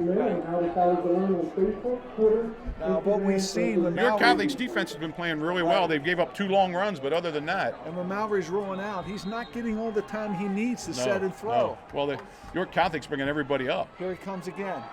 Now he's got some time. And how he got it through there, I don't know. That was a risky throw. It made it through to Hernandez, but it was tipped once or twice and dropped. So Delone's going to have to punt that ball away again. And I just think that time Mallory could have got the first down if he tucked it under and ran. Looked like he had a lot of room, Tony. I agree. I thought he would run it. Back deep, number 17 is Art Coop, and number 3 is John Wright for the Irish. Gabe Lee will punt the ball again for the Squires. Low snap, he has it. Picks it up and gets a nice high punt. Ball's on the ground. Ball's still on the ground. Looks like York Catholic's going to recover at the 40-yard line. That ball was on the ground for a long time. It was. York Catholic very fortunate to get that ball back. Very fortunate. And they're going to mark it right on the 40-yard line. So York Catholic 60 yards away from pay dirt here. White's fumbled it and it laid on the ground. Yeah, our gunner got down there in good time and just one fumble. He hit him right away. Let's see what York Catholic dials up here with 3:22 left here in the first half. Gallatin's in the backfield. He has White's with him and number 21 back there. 2 men in the backfield. Slot over here to the right side, tight end to the left. Gallatin rolls out to the right here. At a little bit of time, he throws down the middle. It's a nice catch and out of bounds. Nelson made that catch at the 30. Oh, they're going to mark it at the 35-yard line. Generous mark. I thought he was more at the 39. Not a time. That was all but a one-man pattern. It was. I was watching the man in the flat, and they were going after it pretty good. Both the offensive receiver and the defender were pushing each other pretty well. They were letting them play, as they say. Same set to the other side. We got Watt out, slot to the left, tight end over here to the right, 2 backs with Gallatin in the backfield. Gallatin gets the ball. He's going to take it on his quarterback draw, and there you got your draw, George. There it is. Give him 2 yards in the quarterback draw, and I think everybody's getting up. Our linebackers reacted real well to that. They filled that hole real quick. Second down and 8. 2nd and 8. York Catholic has 2 timeouts left. Delone has 1. 2:50 left here in the first half. York Catholic again driving at the 33-yard line. Same set as before, 2 backs in the backfield. White's tailback. Out to the left side. Groff's after him. Gallatin's going to be dropped for a loss of 2. See who made that play there. Ryan Myers got it. Nick Groff put the initial pressure on. Gallatin stepped away from that. Ryan Myers dropped him. Good job maintaining our containment over there and forcing him up. Ball on the 35-yard line. Do we got a penalty or what? Holding. Delone. Again, the ref over at the York Catholic sideline dropped the flag late.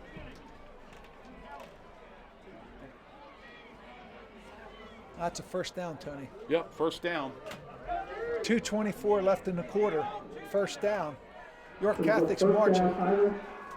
At the 23-yard line. And that, again, it was a very late flag. Ball's at the 23-yard line. 1st and 10, York Catholic. Thrown by the same man that threw the first flag.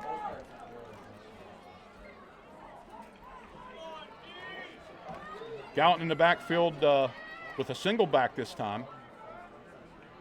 He's back to throw again. Pressure coming on him. He steps up and he has a little bit of room to run this time. He's inside of, going to be about 2 yards short of the first down. And containment broke down that time, and Gallatin stepped out to the left. Yeah, you can see he's a big, strong kid, and he can break those tackles in the open field. So let's see where they're going to mark it here. The ball's at about 2nd and 2. Going to be 2nd and 2. The ball at the 16-yard line, 17-yard line. The clock is stopped. He went out of bounds. And that's the first time Gallatin got away.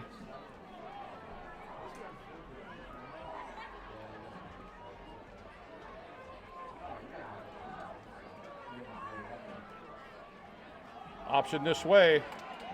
Gallatin's hit and dropped. And you know, O'Brien made that play too. Even though he wasn't in there, he had the pitch man covered. You could not throw to the pitch man. Yeah. Gallatin had to keep the ball and eat it, and he's dropped back at about the 20-yard line. It's going to bring up a 3rd down and 7. That was a loss of Clock 5. running 1:30.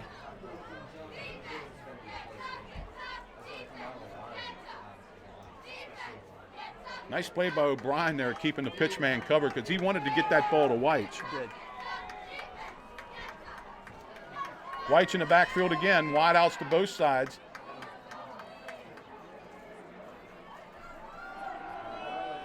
He's looking to throw. Off his back foot, he throws into the end zone. The ball's caught for a touchdown by number 21.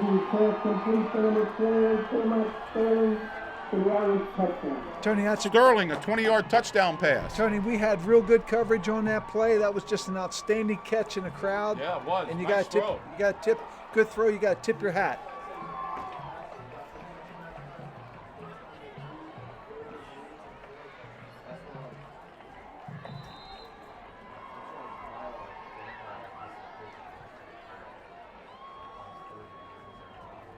There's a snap. The kick is up. It looks good, and it is good. It's 7-7 tie. With a minute left in the second quarter, Delone Catholic 7, North Catholic Receiver 7. really wasn't open, Tony, but he threw it up and gave his man a chance to make a play. And Yeah, he made, threw it off his back foot, and made an outstanding catch. man made the play. Tony, you got to go back and what we talked about at the beginning of this game. These penalties are coming back to haunt Delone. Yeah. Okay. And I'm not, you know, the one penalty, I couldn't really tell about the hold. It was thrown by the same man on that sideline. He kept the drive a lot. Yep.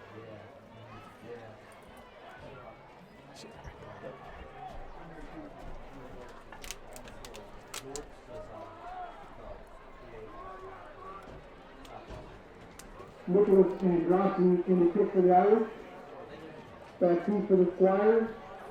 Number 10, Ryder Miller, and number 28, Joe Hernandez. So with 1 minute to go in the first half, Delone looks to receive the ball, try to get some field position off this kick, and make something happen. They got one timeout left. Exactly 1 minute.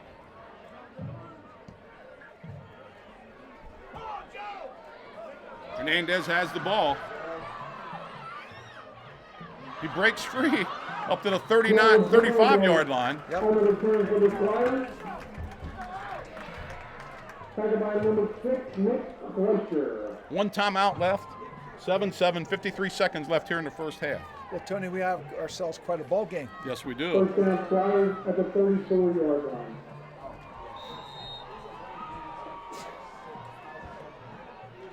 Squires scored first. Had their chances here, but couldn't get in.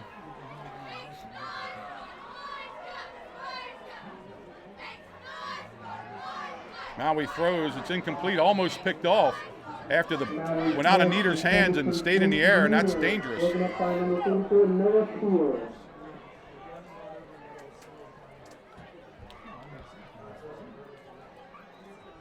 York Catholic now playing a little looser. They don't have all 11 men up at the line of scrimmage now. Double wing again for the Squires. 3 down linemen for York Catholic. Now he throws, almost picked off again. Ball falls incomplete. Now pass intended for Joe Hernandez, incomplete. Intended for Hernandez doing a wheel route, but he underthrew it, and it was almost picked off by one of the up York Catholic men. Yeah, and out there on the flat, if it's picked off, there's nobody there. Nobody there. That's a take Squires in a little bit of trouble here, 7-7.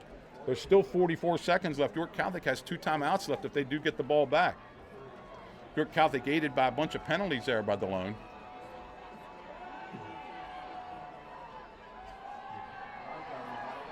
Screen pass out here. Hernandez has a little bit of room. going to get the first down and then drove out of bounds. Hernandez caught that ball on the right side and brought it the whole way back across field.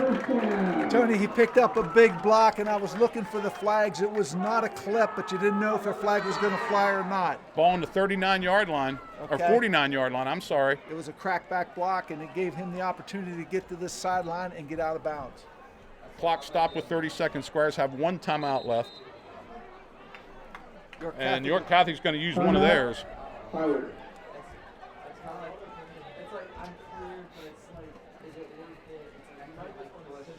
Don't forget to visit the apparel stand located under the scoreboard. Well, Coach is out there trying to settle the team down, get them focused, see what he's going to draw up here, what he wants to run. I think you would agree, a couple of those plays on first down and second down, our quarterback was just a little quick getting rid of the ball. Yeah. You know, And we were thrown into a crowd. the screen pass worked because Hernandez brought it the whole way back across the field. He did. Got the good block from whoever it was that threw that crackback block. Yeah. Squires have one timeout left now. York Catholic also has one. You know, sometimes in this situation, Tony, a deep draw play can work. You get everybody running back and to cover the pass. Mowry fakes it out. Oh, it's a throwback. He's got Hernandez some. on this side. We're going to have to use our timeout here. He's going to have the first down. The clock will stop, but I think they're going to have to use the first down. And DeLone does use their timeout. There's 20 seconds left here. That's the last timeout for the Squires. That was enough for the first down. The ball's right on the 40-yard line. So you wonder how often we're practicing this 2-minute offense. I know it was something that you used to always work on in practice, okay? And one of the facets of that is to get to the line of scrimmage and spike the ball to kill the clock. And everybody's got to be thinking right now what they need to do when the play's finished. Well, they're putting a tight end back in. They're putting Ryan Myers back in the game. They took one of their wideouts out. There's no timeouts left, so you got to get the pass either into the end zone or out and maybe get 3 here. And we got Eric Lawrence over there, I think, ready to come on deck to tell us what's going on at DeLone here at halftime. George and I will take a little bit of a break. It's 7-7. DeLone scored on a long run by Joe Hernandez. York Catholic on a penalty-aided touchdown, but a nice throw to finish it off, though.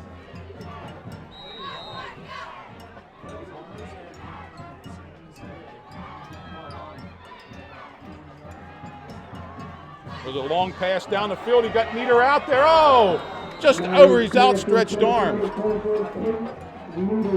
We're in a good pass pattern. Nice. I like the call, Tony. I like the call a lot. That was a wheel route from the Nieder out of the backfield. Just utilizing that speed and just missed it. We got the matchup we wanted out of the backfield. Yeah, he did.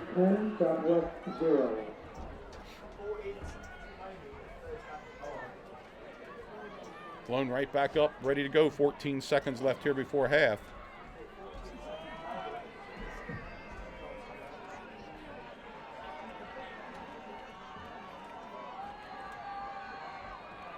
Mowry's going to be tackled here, and that's going to be the end of the first half as he's dropped. He wanted to get the ball deep there at Gabe Lee, but he couldn't have time to do that. So the clock's going to run out, and that's going to be the halftime score, 7-7. York Catholic's going to get the ball to start the second half. We're going to hand it over now to Eric Lawrence, and he's going to let you know what's going on here at DeLone. Eric? Gentlemen, I appreciate it. A little closer here than I think maybe would have expected after that Squires' big offensive drive early, but York Catholic keeping the Squires off the board and getting back on themselves. So we're going to come out and all tied up at the end of the halftime here, and appreciate Tony and George and all the work that they do and all of our volunteers here, and just really excited to get back here in the booth after a couple of weeks doing my day job downstairs, having reunion classes in here, and had the class of 79 in a couple of weeks ago for their 40th reunion, which was a great time. They had a great turnout, hung out down there at the alumni tent for the whole game. And 2 weeks ago we had homecoming. We had 1989 and 1969 in here with reunions, and They were well represented. 1969 came in here with 114 or 15 classmates, and really had a week-long celebration of their 50th reunion. So catching up with people, I know that some of them said they hadn't been here in 50 years and were excited to get back. So, homecoming's always a good time here at DeLone Catholic, and now we've got senior night here with York Catholic, and 7-7 at halftime. Squires looking for a win tonight, which would get them a share of their first Division III championship in 10 years, with the season finale out at Shepherd Myers against Hanover. I think if I remember right, it's the 87th renewal, another series that dates back to the 1930s. So a lot of historic football here at the end of the season for the Squires, but more in the now. We have a lot going on here at DeLone Catholic. The one thing that everybody should be aware of, if you're looking to find the right school for your sons and daughters, DeLone Catholic with an open house on Sunday afternoon from noon to 2. We'll have faculty, staff, extracurricular moderators, administrators here, guided tours, and a lot of our clubs and activities will be represented, and you can find out all about being a student here at DeLone Catholic. Looking for anybody who's ready to make that jump into freshman year next year, or people that are looking to get a jump start on the decision. We routinely get 6th and 7th grade families in, and some people moving into the area, or others looking to make a switch. So again, 12 to 2 this Sunday is open house. No need to pre-register. Just come on out and we will show you around and show you everything that DeLone Catholic has to offer.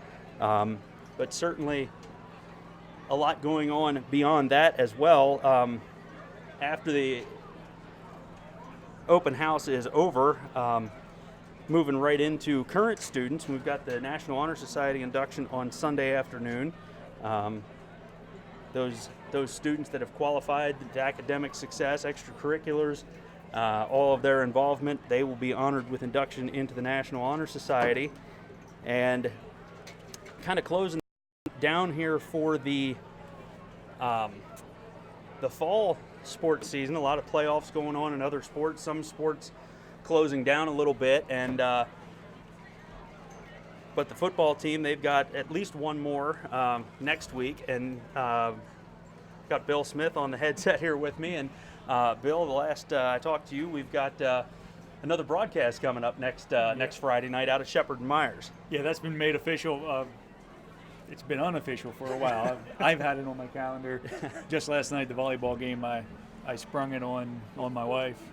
I was going to wait for Tony to be up there, but I said it with Jimmy Smith was there, so I had a buffer. That makes sense. I had a friend, somebody who'd appreciate how important it was to do it, and convince her to come along and do the tech part that. Yeah, no, it's really exciting. I mean, Hanover's been very gracious to us. I think this will be at least the third trip in a row. I remember out there that 15, 17, now 19. Yeah, that they've been very gracious to allow us the space in the press box, and obviously it's one of Pennsylvania's longest continuous high school football rivalries, and it's always a great one when Hanover and DeLone get together in anything, but certainly football is one of those long-standing rivalries that everybody in this area is either watched or been a part of or whatever. So we have that going on, and we're hoping that the Squires can get qualified for districts, and maybe end up, not exactly sure what's going to happen here. And I always say that Tony's way better at power ranking math than I am, but it's looking pretty likely that the Squires, if they get into the playoffs, are going to be on the road at least that first weekend, and if they can. If the lower seeds would both win, if the Squires would be the 3, they could possibly host. And it's a new turn of events here in 2019. For the first time, the championship games will be on campus sites which has never happened before. So that has an added bonus for the the higher seed, and an added degree of difficulty for the lower seed. And it'll be really interesting to see how that plays out this year for the first time. I remember I come from a time when both games, all the playoffs were at a neutral site. I mean, I played more games at Redline than I did, anywhere else. Because it was just in those 2 seasons, we played three games in Redline. Yeah, that was kind of like our home away from home there for a couple of years, and a lot of good memories for Squire fans from that era on that field. But yeah, it'll be interesting to see. It's obviously something that they looked into, and I think it's a fiscally responsible thing to do. But I mean, the atmosphere could be really, really great, at a home site championship game too. And that's not just something that they're doing for football. I mean, a lot of the sports are doing that. I think basketball and baseball are probably the exceptions to that, but a lot of the other sports are going to be going to home site championship games as well. So yeah, a lot of not just we go back and we talk about the open house on Sunday, but a lot of other things coming up. I know they're talking about the winter parent meeting for sports, and they'll be getting those teams into action. Yeah, and we're going to get together and figure out what basketball for boys and girls and what wrestling matches we're going to do. We're going to probably assume you're going to be on baby duty. So that's a fairly safe assumption. So while we'll have you in the meeting, it's going to, we'll have to be able to cover those things as we go.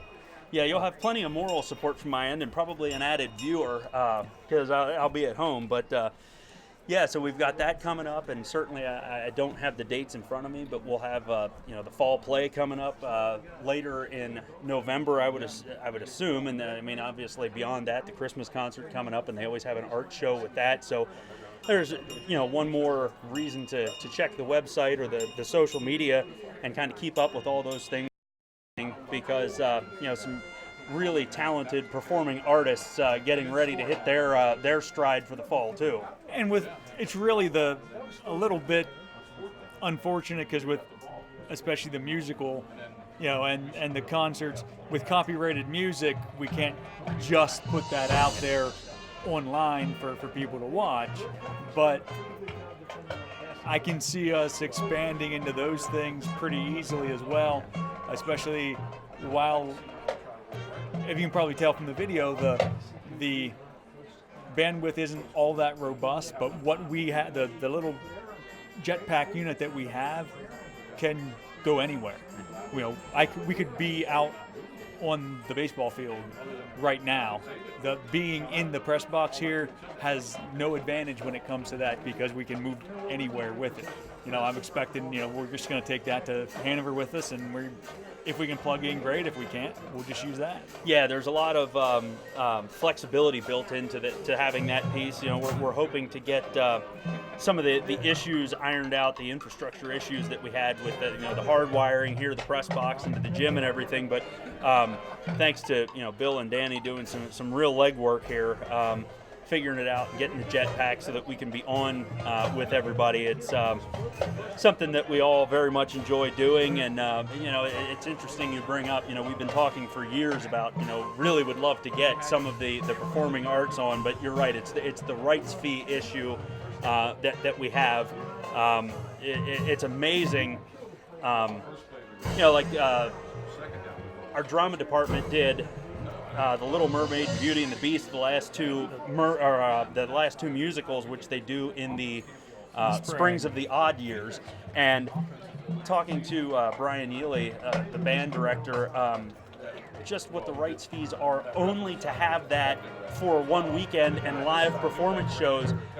It's incredibly expensive to put that on, and then it's just through the roof if you want to broadcast it or right, because especially if you're going, well, I'm trying to think of, even Facebook logs it and archives it, so it would be something that could perennially be a cost if you're going to be, if you're going to be charged per viewer. Right.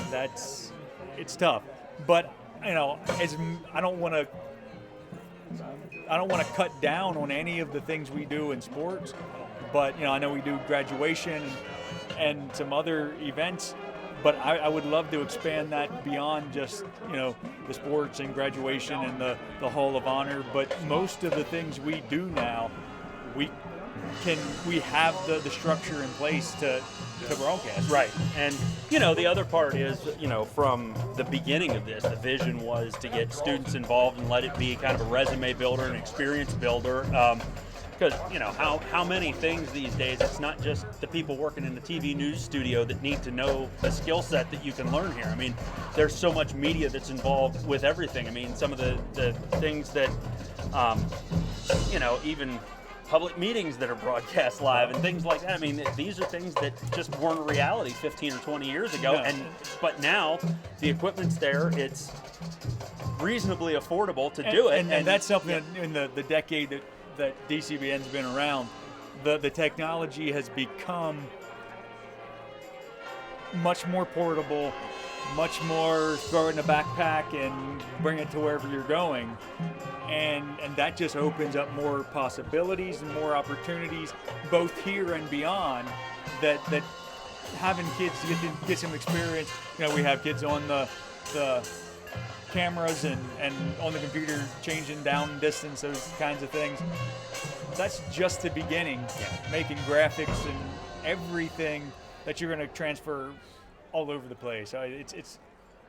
We're still in the infancy of it, but the ability to do some media stuff is going to be a big deal. Yeah. It's not going to diminish. It's only going to get bigger. Well, yeah, and what I find most exciting is I left here with I had some PA and public speaking experience because that was the level and the technology that we had. But I got a lot of this experience as a broadcast journalism major in college. But I can't imagine how much easier that would have been going in with real live experience. And we're in a great situation at DeLone Catholic now. We're in just 2-3 weeks we're going to have the Middle States evaluating team in for their site visit, and kudos specifically to our chairs, Dave Staub, who is our defensive coordinator here, and Jess Reed, who is in our language department. Dave also teaches in the math department. They've chaired that committee and the planning that has gone on years on end. And as soon as we're done celebrating, when if things go well this time, we're going to start building committees and getting things started for the next time. But what's it's a continuous process. For sure. And what's really cool about that, though, is it's lined up exactly with our strategic planning process right now, so we can look at some of these things that we're talking about, with DCBN, and figure out how does this work into the curriculum? What resources can we do? And it's really an exciting time to figure out, DeLone Catholic does some great things, but now let's, how can we be better? How can we be different? How can we position our kids, to be graduates, to be the doers of the word wherever they're going, and getting more access to more programs. And so I know Mr. LaRocca is working on internship programs and dual enrollment programs and access to technology, some trades programs outside the building. And again, while the number is still pretty small, it's our first year, and we have kids that are, I've got a kid in my fifth period, but first and second period he's up at Gettysburg taking law enforcement classes. There are people going up to Fairfield for EMT stuff. New Oxford has construction. Every public district in the county now is they generalize a little bit, but then they also have specific their signature program. They have a signature program. And kudos to our public school districts and Mr. LaRocca for working together and figuring out how to make this accessible to kids in all the different school districts and at DeLone Catholic. So it's a lot of really, really exciting things coming up right now, and we want to have people keep an eye out for that stuff. We're going to be telling that story more as we go along, and just a lot of really, really great opportunities. And it's obviously a lot of DeLone Catholic graduates in the business community here in Hanover and beyond that are really excited about the ability for our students to get out and get involved. And want to mentioned that the York Catholic Band was down there, and we are going to have a kind of a special announcement here. We've got the girls basketball team drawing the winners for their raffle, their Steelers Ravens tickets, their Jets Ravens tickets, and they've got the 2019 girls basketball champions down there, and they're with Coach Eckenrode, and they're going to recognize them, and what a great accomplishment that was. And they're about ready to get on with their defense and see, take everybody's best shot this year.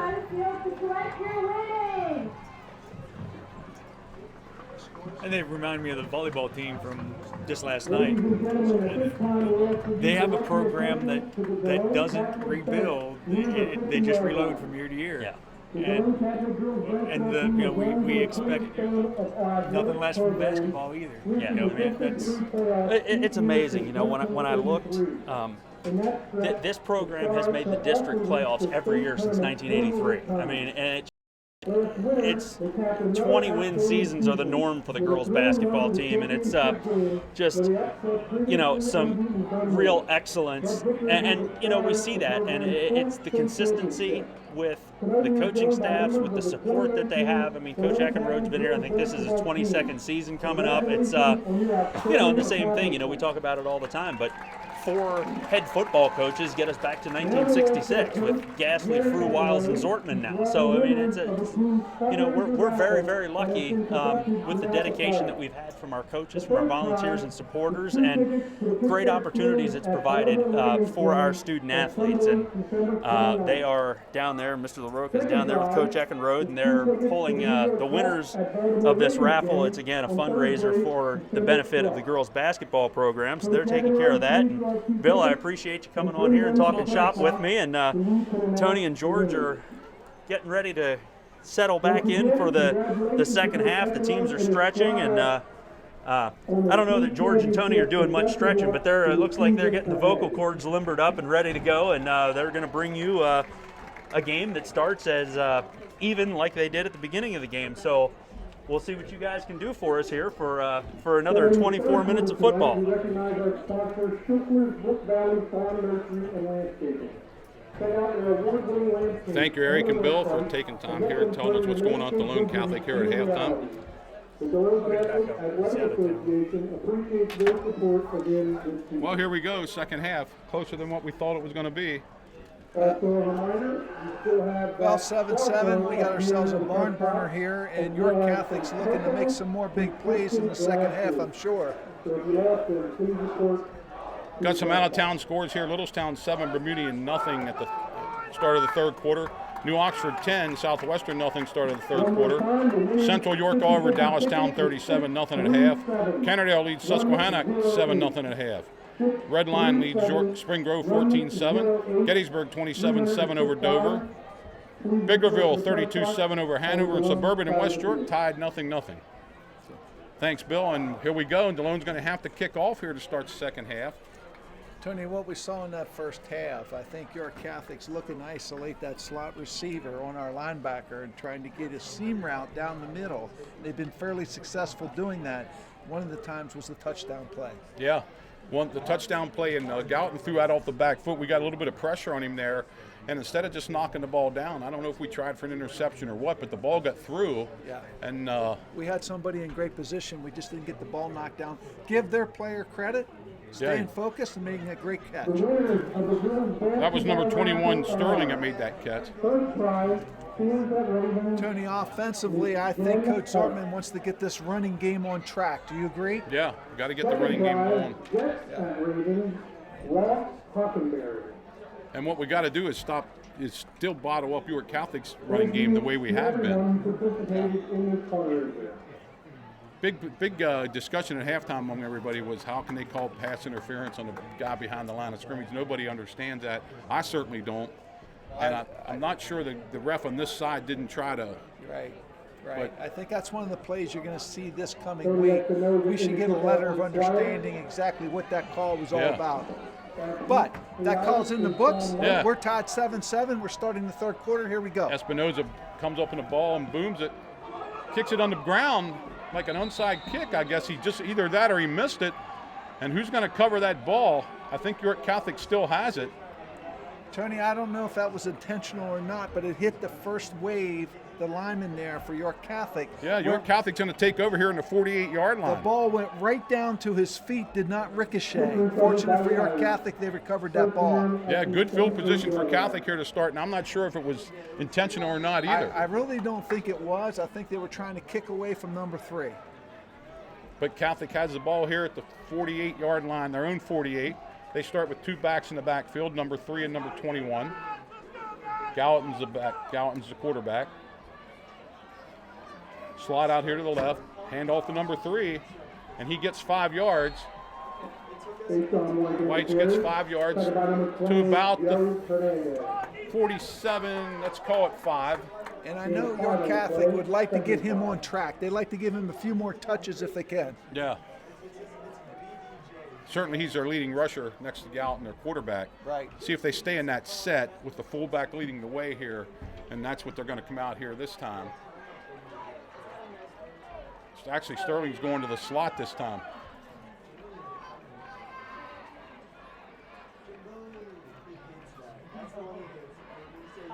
Bad snap. Here's the option. Again, he couldn't get it out. They got a ball on the ground. DeLone says they have it. The ref says no, he was on the ground. Now they're going to give it to DeLone.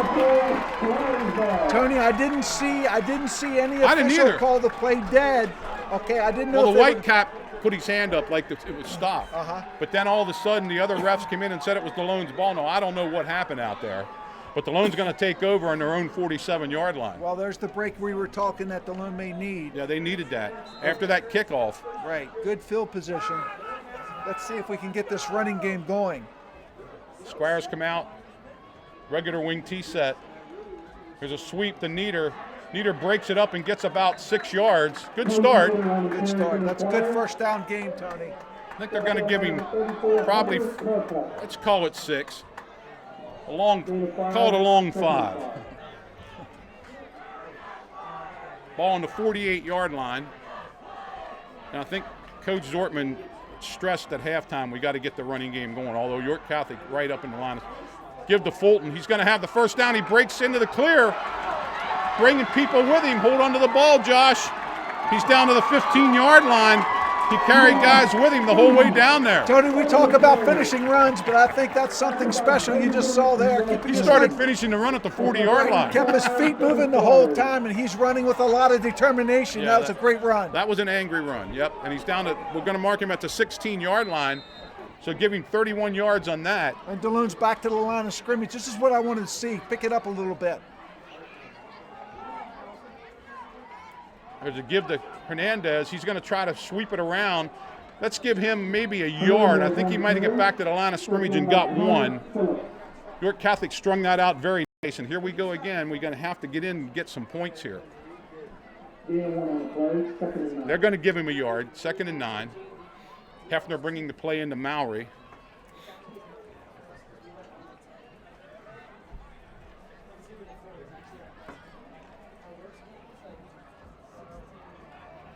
Double wing T set. There's a quick pitch to Hernandez. Cuts it up. He's got maybe 2 yards to the 13. That's about it. Good pursuit from the inside by York Catholic, turning the play up. Pursuit came and made the play. Yeah, they seem to know what that one was. 3rd down and a long 7 here for the Squires. Ball sitting at the 14-yard line, inside the 14 a little bit. Squires get the play, and out they come.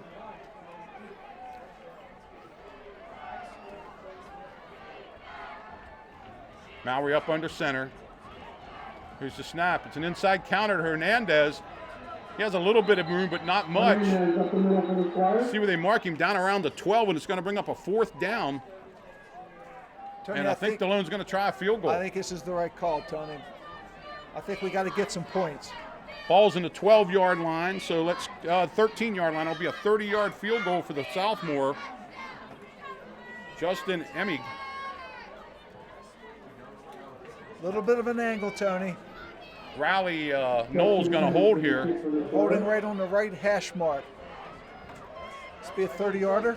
30-yard field goal. Snap's good. The ball's down. The kick's up. It looks like it has enough leg, and it's good. 30-yard field goal by the sophomore makes it 10-7 DeLone. Well, you wanted to come away with points on that drive, Tony, and we certainly did. And that's a big 3 points.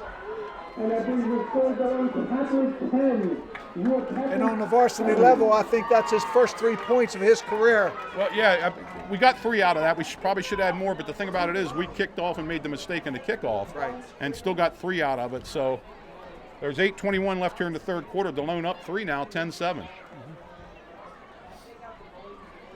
Now let's watch the kickoff, Tony. I think what we're trying to do is squib this kick and keep it away from number 3. Yeah, he's a single safety back there, but now they're actually going to get another guy back there with him. They're setting up on a 5-2-2-2, and they're back deep at about the actually White's is about the 2-yard line, and the up back Ryan Krenchner is about the 5. So let's see what happens on this kickoff. Well, he hits this in deep, and he booms it to White's at about the 3-yard line. Here he comes, and he's hit and dropped at about the 24-yard line. I think that's Ryder Knoll made the tackle, number 10, freshman. Tony, that was good coverage getting downfield. I mean, he hit him very hard. Yeah, that ball was hit. Tackle. He got it at the 2 and brought it back out to the 24, where it's going to be 1st and 10 for York Catholic. DeLone up 10. Actually, they mark it at the 23. But you can see the speed that young man has when he gets it going. Yeah. He's scary in the open field. Where he is now, I think he's in the slot. 21's in the backfield, I think. I can't get the number there. Gallatin's the quarterback. He takes the ball and gives it to number 3, and he's going to get maybe 2 yards. White's gets 2 yards. He's dropped there. Number 30, Zach Fields. Number 30 made the tackle. Zach Fields. You got to maintain that discipline of staying in the lanes. They're constantly looking for that cutback, and it wasn't there. Right, he tried to cut back Right. that time. Wasn't there. White's in the backfield, double slot.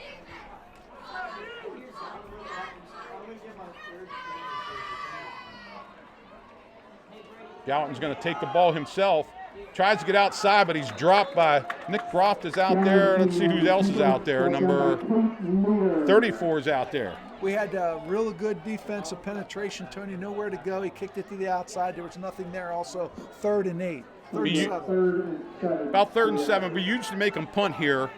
This is where they usually try that seam route. They've been happy with that, or the quick out to number 42. Right. 42 comes to this side.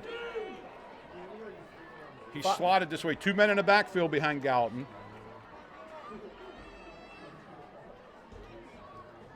Gallatin takes a snap. He's going to roll to the left.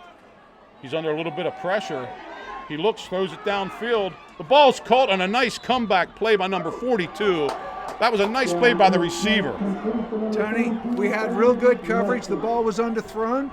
The receiver came back and got it. Benjamin Nelson, it was like a back shoulder throw. It wasn't that because Gallatin was under a lot of pressure. Nice play by the receiver. Yeah, real nice play by the receiver. Benjamin Nelson came back and made a nice sliding catch right at the 49-yard line of York Catholic. 1st and 10, and they keep their drive going. Tony, we got to maintain that containment on that quarterback and not let him outside with that much time. Gallatin's an athlete. They got Nelson over to the right this time. 2 backs in the backfield with Gallatin. He takes it. He hands it off to number 3. White gets maybe 3 yards. Tackled at the 48. 2nd down, 7. Good tackle there, Tony. Hernandez made the tackle. We actually had an inside fire there. If he breaks those tackles, he's going. Well, yeah, we don't have anybody in the back Yeah, there. yeah. York Catholic spreading the DeLone defense thin. 2nd and 7. Burnside to one side, Nelson to the other. Back to throw. Give and go. Not there. He once pushed out, but he stepped out of bounds on his own. Yeah. 3rd down, 7. And you can see a big part of this offense, Tony, is trying to isolate these receivers one-on-one, throw it up, and we've seen it a couple times tonight, make a play. Yeah, well, Nelson made the play the last time. Great sliding catch. Right. Yeah, he wanted interference that time, but he stepped out of bounds. And third, now I don't know if York Catholic goes for this if they don't make it or not, although they've been playing field position most of the night. Double tight end, two pros, White's in the backfield along with Gallatin. He's back to throw. He has White's going up the sideline. There's the throw. The ball's broken up nicely, almost intercepted. Tony, will route out of the backfield. Neither knew like he looked that was going to happen. Right. We had great coverage. We were in great position. And you could see that play develop. You knew what the play was once White's went out of the backfield. Good job by our defender, Tate Nieder, running with him, maintaining real good inside position. And you know, George, you keep talking about spacing. There was no spacing there. There was two York Catholic receivers in the same area. Make sure we punt here. We've seen some good punts tonight, Tony. Yeah, this guy can punt the ball. And he does. It's a line drive. Wow, he's got it. Okay. Hernandez gets it at the 5. He's coming back up the field. He has a little bit of room outside. He's at the 10. He's at the 25, 30. Spins to about the 31. I thought he might have lost the ball there. Yep. He hung on to it. So the Squires get the ball back at the 31-yard line with 5:33 left here in the third quarter. And, George, they need a touchdown. They need to get a 2-score lead here. They do. They do. So they had a 2 first-down drive last time and then petered out there at about the 10-yard line with field goal. We have not thrown the ball on first down, and I'm not saying here's the time, but we ought to throw it on first down, not third down. Give to Fulton. Fulton's up over the 35 to about the 36. Give him 3 yards there. Second down, 7. You can see how effective Josh is inside. When you think he doesn't have anything, he's getting 2 or 3 yards. Yeah, he keeps his feet moving.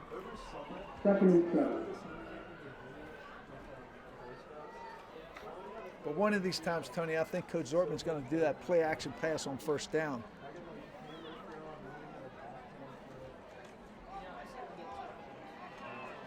Fulton gets another yard, maybe 2. He's up to the 38-yard line. They're going to need 4 yards here in third down. York Catholic did a good job, number 56. Didn't make the tackle, but kind of blew that play up and forced him back inside before he wanted to get there. Right back in is the quarterback, Mallory. We're starting to speed up our snaps. Gabe was the wrong side. He has to go to the wide side to the left. York Catholic has everybody up at the line of scrimmage. There's a pitch out. And Hernandez is going to get the first down. He's still on his feet. Tony, we're seeing some runners finish some runs tonight. I think we got a flag over there. They're going to mark him down right there. But it is a first down. Okay, they're going to mark his knee down there, but I think it's enough for the first down. Yeah, it is. It's a first down. But still, you can see the effort moving the feet.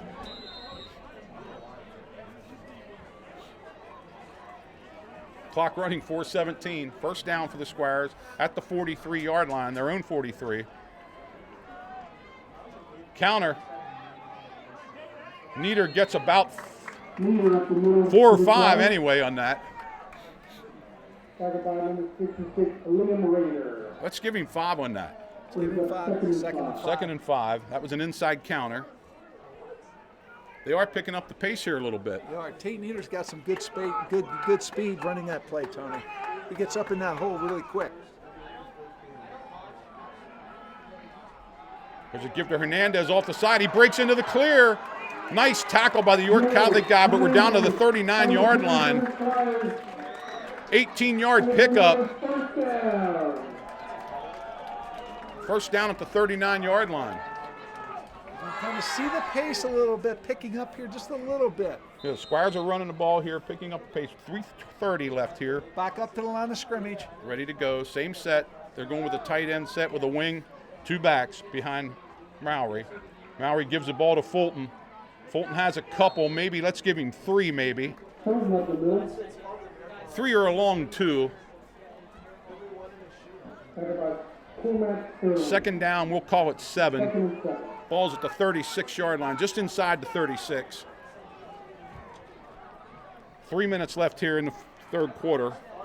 This is what you want, Tony. You want a ball-controlled drive, use up the time, get in the end zone, and get 7 here. Yeah, they want 7 this time.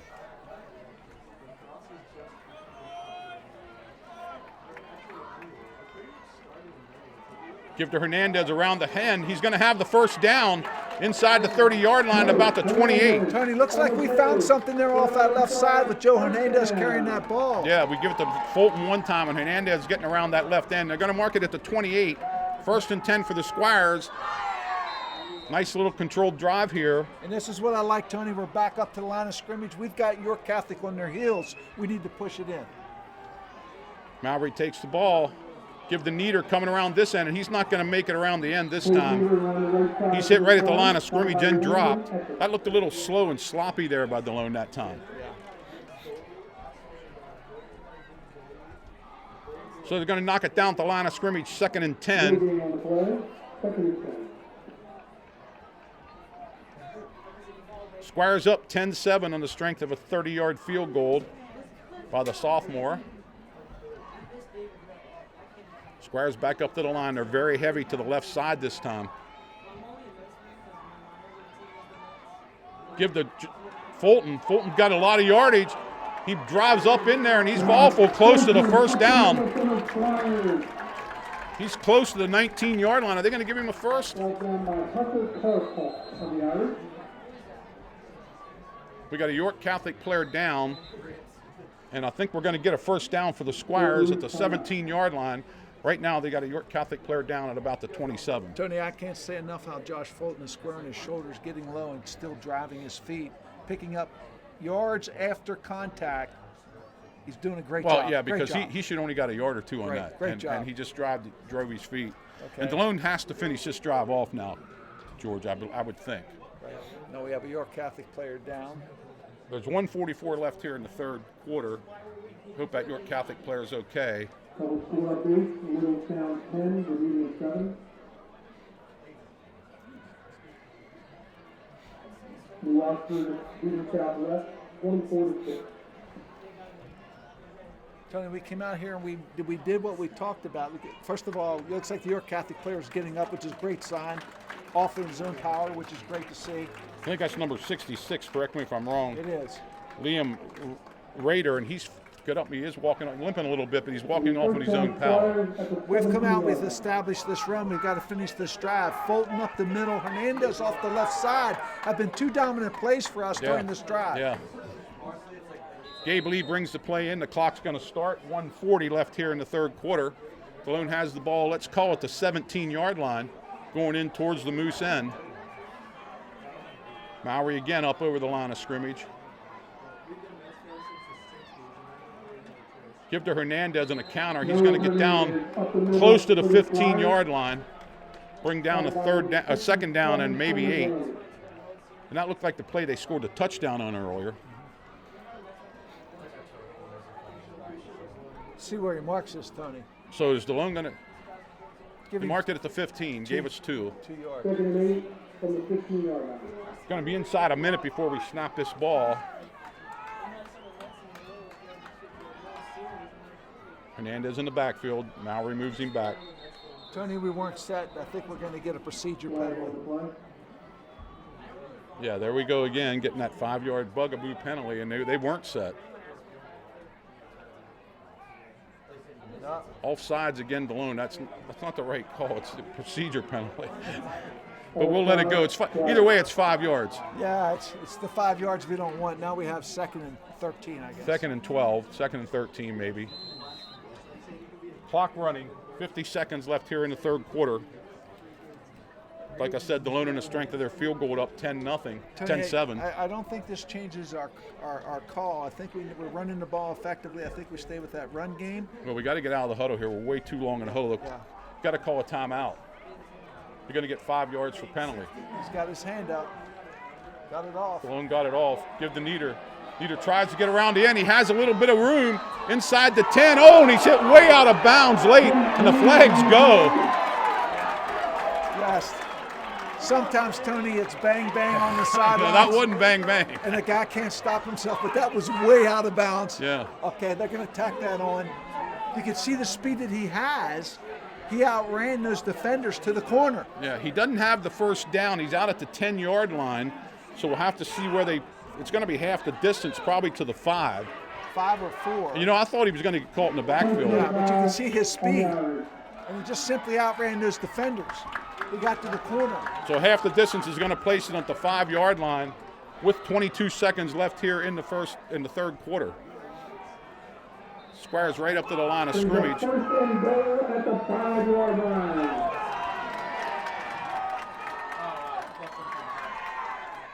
Give to Hernandez and a counter. There's a penalty. He's into the end zone, but there's a penalty out here. Flag on the play.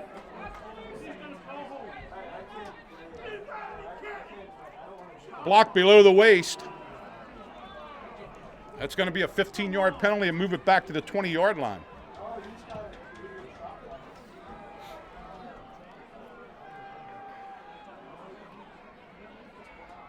Well, when one player's engaged with another player, the second player can't come in and hit him below the waist. Well, between the tackle box, it'd have to be what you said, because between the tackle box, you're allowed to go low unless he's engaged. But that's going to move the ball back to the 20-yard line, and York Catholic again gets the benefit of a penalty here. 17 seconds left here in the third quarter. Cologne has it first and goal on the 20-yard line. Give to Hernandez. He breaks it back over the middle, and he was down at the 15. He almost broke it. He was one tackle away. He was one tackle away from taking that to the end zone, and we see that Delone found something there on that left side. Delone's going to have to score at the school end at the 14-yard line. That's the end of the third quarter with a score: Delone Catholic 10, York Catholic 7. York Catholic 7. One more time, to audience 50-50 tickets, $306. You know, really, some of these penalties, you know, like you get a 15-yarder, but you only get half the distance, and then you commit a 15-yarder and you get actually 15 yards. Yeah, that hurt. Okay. So Delone's going to have the ball a little bit inside the 15. I think it's actually the 14. And I thought Hernandez cleared the hurdle there, but Burnside grabbed his ankle and put him down. I hope Josh is okay. Or I hope Joe's okay. That was a touchdown-saving tackle for sure, because he was coming back our way. He was going to score. It's only second down. Second down and goal. The ball at the 14-yard line.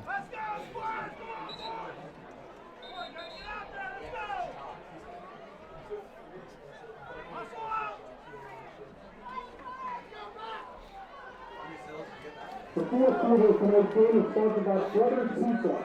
Visit their original location. Squires right up to the line of scrimmage. Here we go. Ball on the 14-yard line. Hernandez winged out to the right. Nieder winged to the left. Double wing. Back to throw. He has a man wide open in the end zone. He throws. Touchdown, Ryan Myers on a waggle, and he was wide open. He was wide open. That was a waggle where the tight end takes a long, ran into the tight end side. Ryan Myers was wide open from the start. They don't get too much. All we were hoping was the ball would get there. Yeah.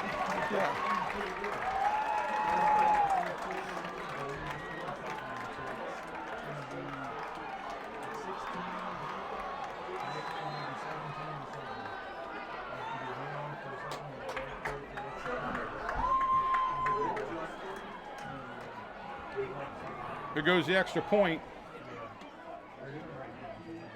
Snaps down, the kick's up. And that's no good. That's going to make the score 16-7. Tony, let's talk about that touchdown play. If you notice, when Delone left their huddle over here at the sideline, they ran right to the line of scrimmage and snapped the ball immediately. You wonder if that confused York Catholic and they might have blown an assignment. Yeah, because all it was, the tight, usually on a waggle, the split end will do the post corner. Right. This time they ran it back to the tight end side, which, you know, The fullback clears the flat, and the tight end goes down and runs a post corner, and he was wide open from the start. Right. Now, we don't have instant replay, but when we say he was wide open, he was wide open. Yeah, Okay. I mean, And hopefully the video's still good here, because And the two things you hope for is you don't overthrow him and you hope he catches the ball. me or you could have completed that. Let's just put it that way, because he was that wide open. Okay. All right, 11:55 in the fourth quarter. So they got up to 2 scores that they needed. Now Espinoza will try to kick the ball off here. White's back deep again, and he hammers this one.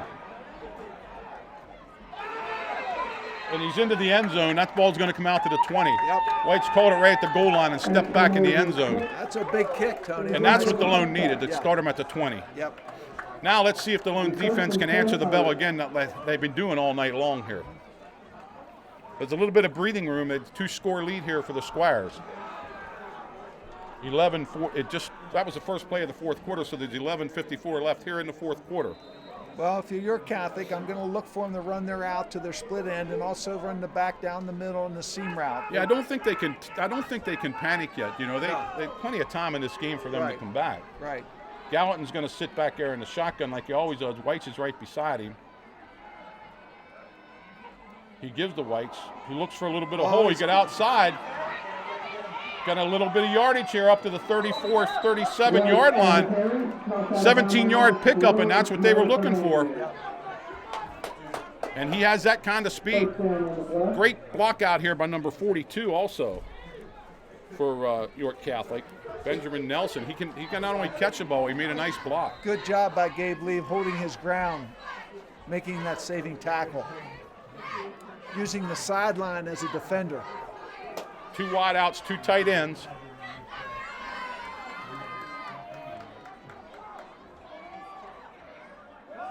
Gallatin gets the ball. He's going to keep it, and he's going to get maybe 2 yards up to the 40-yard line. 2nd down and 8. You can see, Tony, they're faking to that one setback one way, and then he's taking the ball the other way. And that's why DeLone has to stay home, and they've been Right. doing a pretty decent job of Right. it. Those linebackers have to stay home and anticipate that quarterback coming back the other way. Little confusion there at York Catholic trying to get the play in.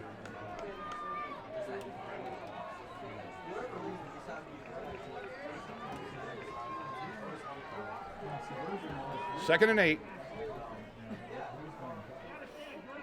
Gallatin throws it out. Missed tackle. But now they got him. They corralled him with no gain, but it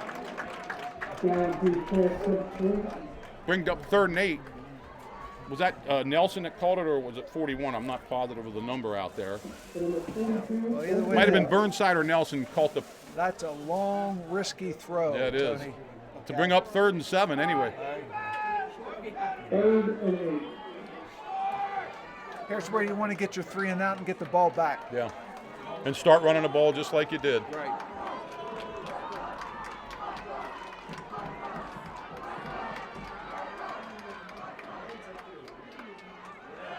Tight ends down the middle of the field open. The throw, it's complete to number 44. Or did he drop it? I think he dropped the ball. He was wide open. Noah Cowell played tight end that time. Tony, they had a man in the middle of the field underneath him who was wide open. They had double pro in that side, and the Right. tight end did the seam route Right. that you like. But let's see if they punt the ball, make them punt it. And we had nobody on him. No, No one was on him. he was wide open from the start.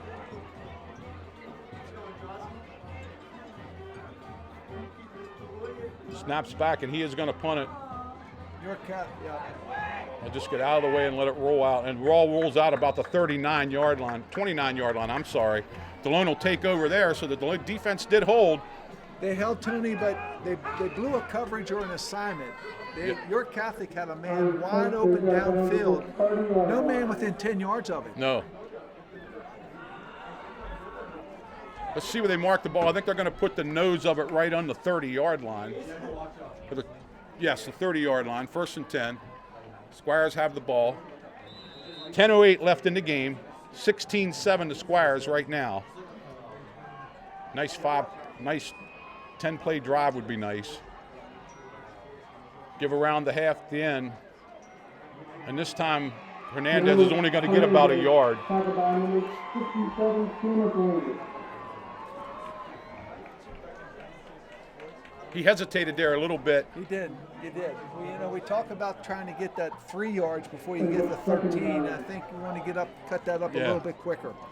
Yeah, keep coming this way. Might have had 4 more yards. You're right. Squires up on the ball. Fulton in the backfield alone. Give to Fulton. He has a little bit of, here he comes again. He's up over the 35 to about the 36. Going to bring up a 3rd down and 4. And that time they brought Hernandez back in the backfield to act as a lead blocker for Fulton.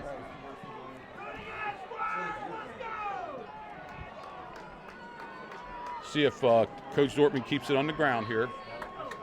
He likes the clock moving. Trips over here to this side.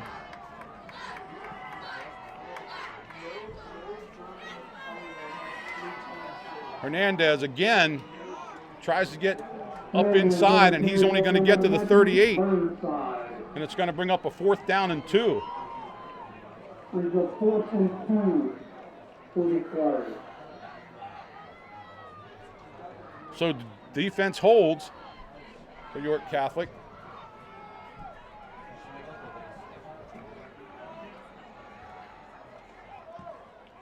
Bad punt by the Squires.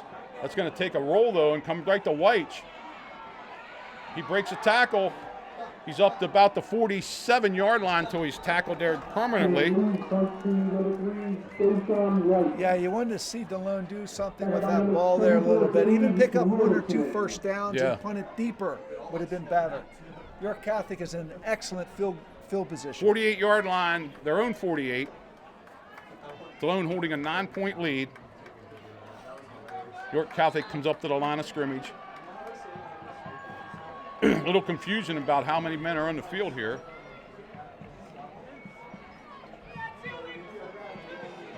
Weich is in the backfield along with Gallatin, the quarterback. Gallatin's back to throw. Has a man across the middle again. This time 44 drops the ball again. And again, there was nobody on him.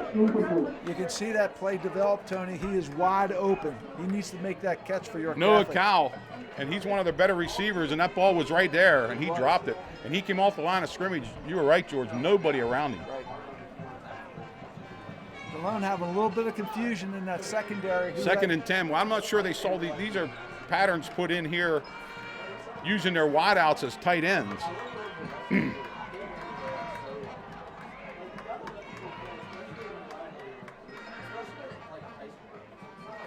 Gallatin's rolling out. He's under some pressure. He's going to be hit and dropped. Big sack. Great coverage by the Squires down the field. You're right, Tony. It was great coverage. That was a coverage sack. Okay, he wanted to throw the ball. There was no place to throw the ball. All the receivers And he made a good decision not to throw. He did. Or he should throw it away. Yeah. Maybe just throw it away. Throw it out of bounds. Ball at the 38-yard line is going to bring back a 3rd down and, let's see, 21, 22. You know, you really can't take that sack, Tony. You got to throw that ball away. Yeah, and this, right. If it's not there, you got to throw it away. Now you're looking at 3rd and 20. DeLone's going to probably change their defense up a little bit here and play a little deeper. But they were coming back to that out pattern. It was completely covered.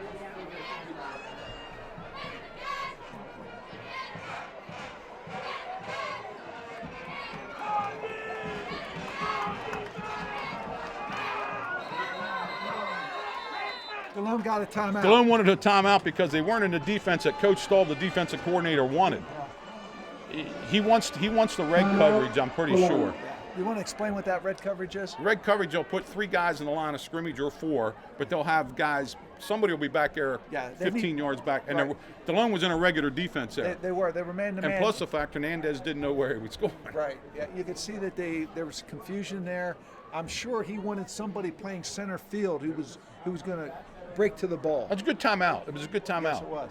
You know, it's 7:09 left here. You don't want to make a mistake here. You want to put York Catholic in 4th down, even if they go for it, 4th and long. Right. Because it's getting to the point of the game where York Catholic is going to have to take some risks here. They're down 2 scores. Now, if you're DeLone and you're coming hard on the rush, that's fine, but you want to make sure you contain that quarterback first and not let him outside. Yeah. Your containment is your first objective on this quarterback. Look for, if the DeLone plays off, look for screen passes to number 3 or something like that where they can try to get the guy in space.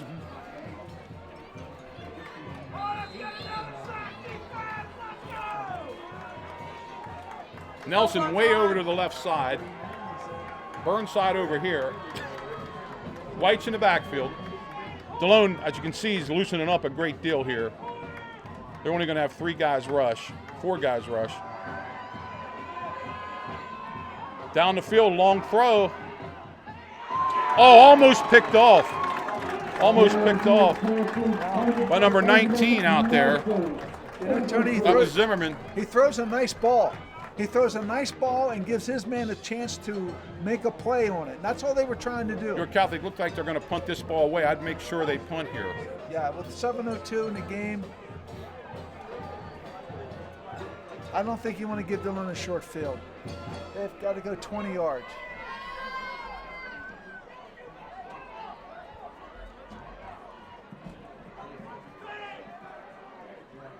There's a snap, and he is going to punt it.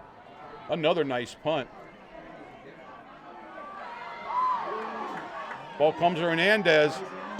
He's up over the 40 at about the 45, knocked out of bounds about the 47-yard line.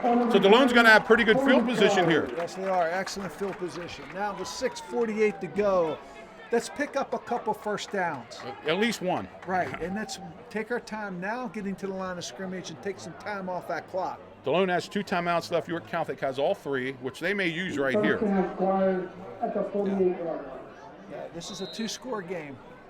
Just no penalties, no fumbles. Hold on to the ball. Squires playing for district and league. There's a quick pitch to Hernandez. He has a little bit of room out here. He's over the 50, 45, 40, 35, 30, and he's knocked out of bounds at about the 29-yard line. Tony, we're seeing some great downfield blocking. And that he took his time. We did. They're going to mark it at the 29-yard line, a pickup of almost 30 yards. 20 yards, I'm sorry. Tony, is that Gage Wilderson? Yeah, nice block. Real nice block. And sticking with his man, Tony, running with his man, maintaining contact with his man. You got to give it to Coach Zortman pitching a quick pitch. I'm handing it off. And if that's a back, that's what you want to do is get behind that big lineman and just stay right behind him in his hip pocket. Or just give the Nieder. He sees a little bit of room. He cuts up. He's down inside the 10 again. Tony, great cut. Give him 18 yards and a sweep. You could see him cut and then accelerate upfield. You can see the speed that he has. Great cut. You know, even if we have to settle for 3 here, three's huge. You want 6. I understand that. Yep. 6:10 left here. The clock's going to start running. Yep. We'll be inside 6 minutes till DeLone snaps the ball here. Everybody know the snap count. Take your time at the line. Make sure everyone's set. Mowry gives it to, is that Fulton? It is Josh. Fulton's still on his feet down to about the 3-yard line. And he got popped pretty good the first time, but just kept his feet moving, Tony. Picked up a couple extra yards. Again, yards after contact and finishing the runs. And that's huge tonight. And it's, let's see where they mark him. They're going to mark him, that's about the 3. They're calling it the 4 in the clock here. 5:28 left here in the game. DeLone can ice it here with a touchdown here. No need to get fancy here.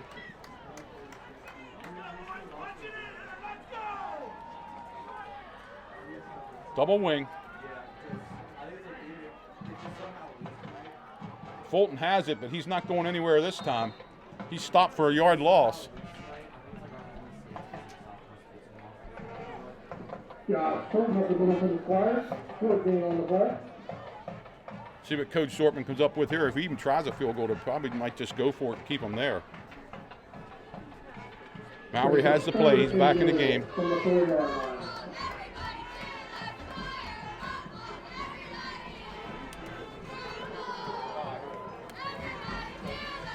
Double wing for the Squires, double tight end. There's a penalty. Looks like we're off sides again.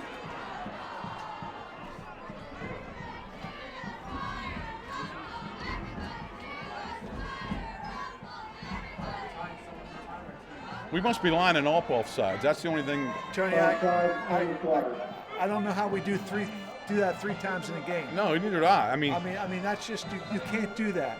And Coach Zortman, he's going to address that this week, I'm sure. yeah, he's got to be livid because they'll see it on film.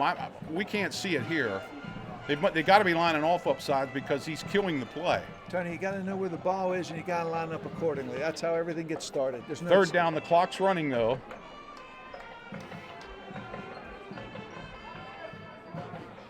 Mowry's in a little bit of a gun. He's in the pistol set. He takes it. He rolls.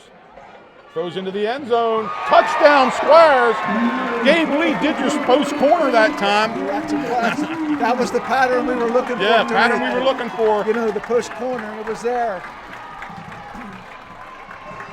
Give Mowry credit, Tony. He took his time and waited for him to make his break. He didn't panic and delivered the ball perfectly.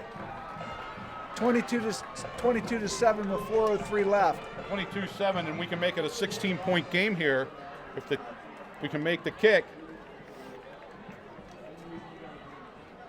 Hemmy's going to try it.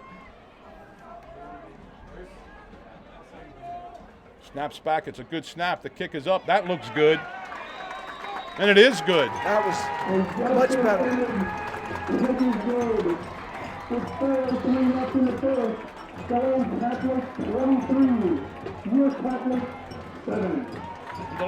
What we saw earlier was Gabe Lee running the post, Tony. There he ran the post corner, broke open beautifully. And he was wide open. And Mowry, you did sidestepped a little bit of pressure and took his time and got it in there. Took his time, didn't panic. Kudos to Coach Zortman for throwing that ball there. Yeah. They're up 2 touchdowns and 2 two-point conversions with 3 timeouts left. But fortunate to be that way, Tony. You can't have those offside penalties. Nope. That's got to get corrected. No excuses for those. Tony Espinoza in the kickoff for the Squires. 23-7. Squires up with 4:03 left here. I actually would squib kick this, Tony. I really would, because you can't give up a special team. Can't give up, no. A quick score. Unless they can think he can put it into the end zone again. I would squib kick it. And he got it, but it's not going in the end zone this time. DeLone's off sides. Look who's standing over there at the 40-yard line. DeLone will kick off from the 35. Now you almost have to squib kick it. I would not kick deep to him.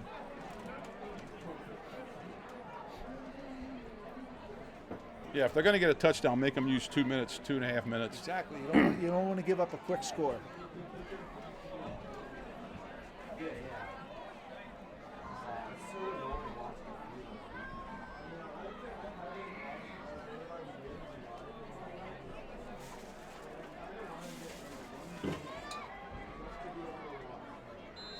Or kick it away from him somehow across the field to the other side. And he kicks it, but this is going to hit the ground. An up man got it about the 20. Uh-oh. Has a little bit of room, and he's tackled at about the 49-yard line. That was number 42.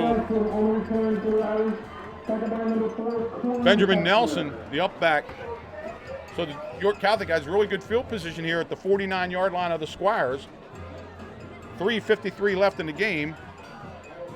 Well, no secret what we're going to see here. We're going to see the ball in the air.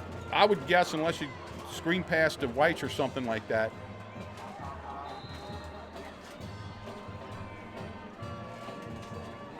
DeLone's going to the red defense with 3 rushers. Whites comes out here to the side.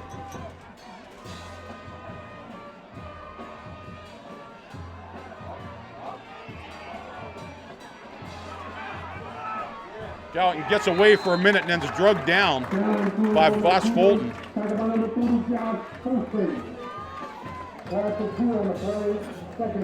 Clock running, 3:30 left in the game.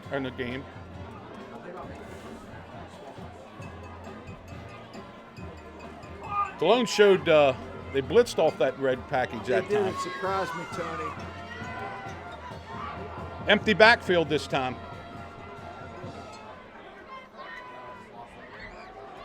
Tony, he's got him down the middle. Oh, and the ball's broken up by Hernandez, and he needed a little bit, about another foot in the ball. Yep, he just underthrew that. He had 2 steps on Hernandez. I really believe you got to get somebody deep and play somebody over top of him. Yeah. You don't want somebody. Especially when they empty the backfield. You're going man to man, and yeah, you don't want, there's no deep safety. With 3:11 left in the game and a 2-score lead, I'd have somebody underneath him, but I'd have somebody over top of him also. 3rd down and 12. If you could see coming off the line of scrimmage, he was running a post. And that ball was just underthrown a little bit.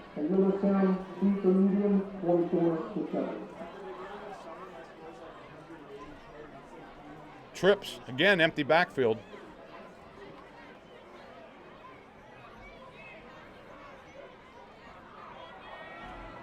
Gouton's under a little bit of pressure, throws the ball down the middle of the field. Oh, and the ball's incomplete. Ref fell. We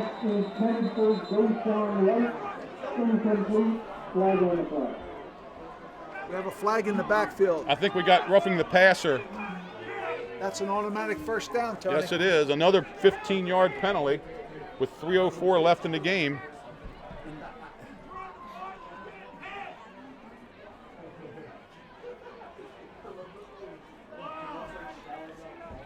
Tony, instead of 4th and 12, now it's a first down. You just can't do this. No, make you those can't mistakes. do that. It's 15-yard penalty. Moves the ball to the 35-yard line. 1st and 10 for York Catholic. First down Irish at the 35-yard line.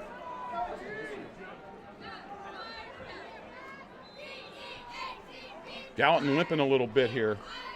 Again, wideouts all over the place. He's alone in the backfield. DeLone comes with a blitz, Tony. Look up. And he's going down. Ryan Myers got him. DeLone came with a blitz, Tony, and forced him out of the pocket. And I just can't believe York Catholic's not using any of their timeouts here.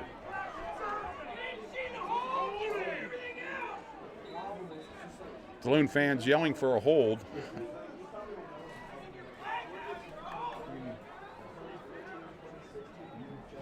There's 2:30 left in the game.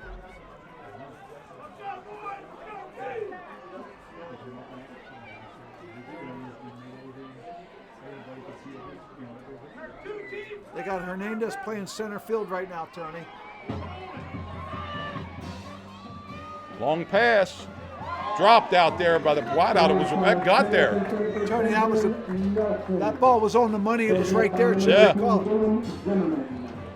Into the corner of the end zone. Gouton, I don't know if he's okay.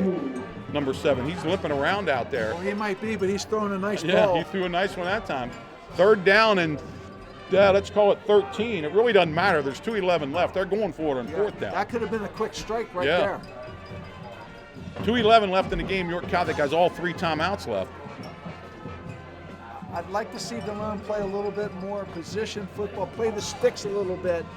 I don't know they have to be right up on top of their man. Gouton back to throw again. Again, he throws it out. Incomplete. Oh, and again, it's called by the guy in that sideline. I'm telling you. We don't have instant replay. I'd like to see that I'd like to again. see that again. That did not look like interference, but the call from the sideline again. Because I thought our defender did a pretty good job. He did a great job. Of bringing his contact when the ball arrived. This is not right the way that guy's throwing the flag when the not Littlestown, the York Catholic coach tells him to, and that's exactly what happened again. That flag did not go out right away. That's going to give York Catholic ball inside the 25-yard line at the 24. And it's such a shame that this game is marred by that kind of stuff, because that is not a good call. At the 24-yard line. 1st and 10 with 2:05 to go. And DeLone has over 100 yards in penalties tonight, easy.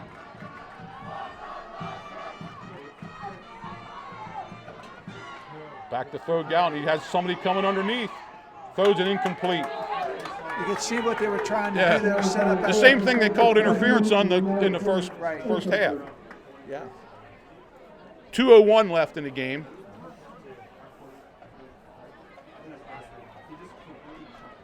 Really, Tony, at this point, if I'm York Catholic, I'm throwing that ball up, and I'm going to let my wideout make a play. Yeah.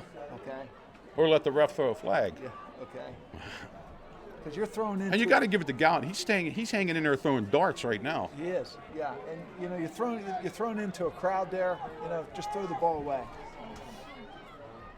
They've been going with this trip set to one side. Now they're going to put. No, he's going out to the trips again. I thought they were going to bring Whites back in the backfield, but they're not. Delone bringing a little bit of pressure now. He throws. Ball falls incomplete. Again,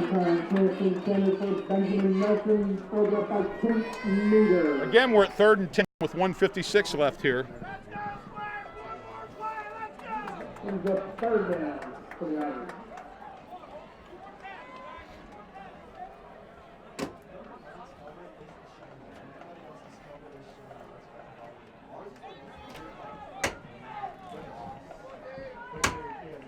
Rushing 3, Tony?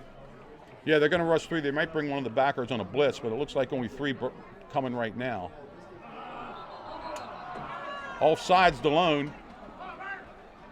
Quick count got somebody to jump out there. In fact, 2 guys jumped.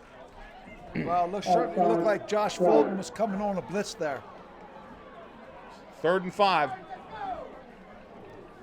1:56 left here.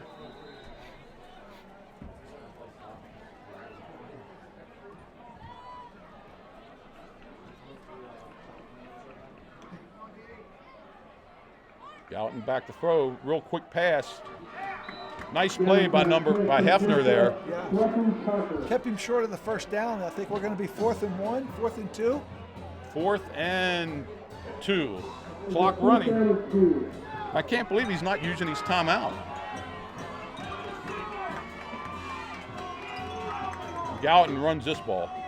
He fumbled the ball. It's on the ground, and that's going to end the drive. Took his eyes off. I feel bad. He played a heck of a game. He did. He played a real good game. He took his eyes off the snap. Was running before. And he was going to run. He was running for the first down. And that was the right call. Yeah, it was. Pick up the first down. Yeah. So there's 1:28 left. Dalone's going to take over at the 19-yard line. York Catholic will use their 3 timeouts now. Yeah. 23-7. Remember, we will be at Shepherd and Matt. We're going to do the senior run here after the game also. Tony, it looks like Dalone's going to survive this game, but a lot of penalties tonight. Well, over 100. I bet over 100 yards. Way too many. Okay, and you can't make those mistakes, particularly the offside plays, offside calls. Give to Fulton. He has a little bit of room. 2 hands around the ball. Whoa, and then we got a foul on there. 2nd down. And is York Catholic going to call a timeout? I don't believe they are. Tony, I'm a little puzzled why they didn't use their timeouts. Yeah, I'd have used my timeouts on my offensive drive there. Yeah. Especially in that 4th and 2. I'd have made sure we got the first down. So it looks like Dalone's going to go to 6-0 and 6-3 overall. Tony, next week they'll be heavily favored against Hanover. If they can win that game, it'll be the division championship. Division championship and certify themselves into the district. Into the districts, okay. Dalone's going to take a knee. Want to clean up these penalties. Okay, need to do that. But survive, move to the next game. They were able to do that. Okay. The positives, some real strong offensive running. Our backs finished runs tonight several times. Power running looked pretty good. 23-7 is going to be your final here at at JT Flaherty Field here in campus at Delone Catholic. Dalone's going to go to 6-3, 6-0 in the league, and a hard fought. And give it all to Mitch Gallatin. He played a heck of a game, the quarterback for York Catholic. Give York Catholic credit, Tony. They came to play and played real well.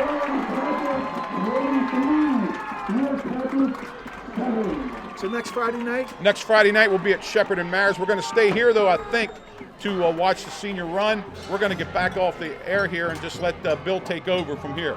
Good. Final score again, 23-7. See you next week at Shepherd and Mares. Thanks, Tony and George. As we're going to follow the seniors around for their final lap after the congratulations between the teams. This has become a tradition here where the seniors take a lap around the field together and they have some chance to reminisce and look out and notice all of the things that they're doing for the last time here.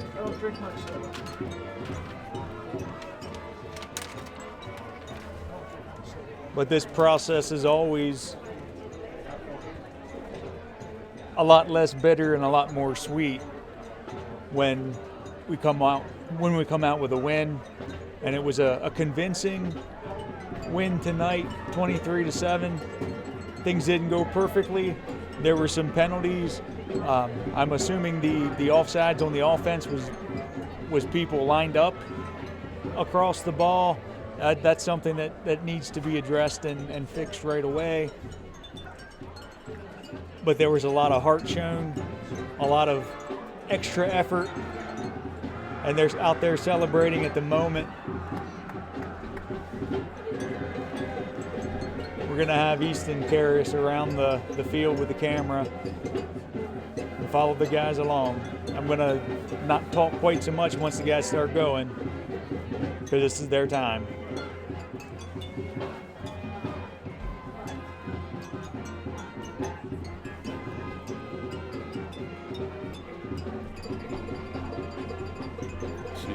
We'll see.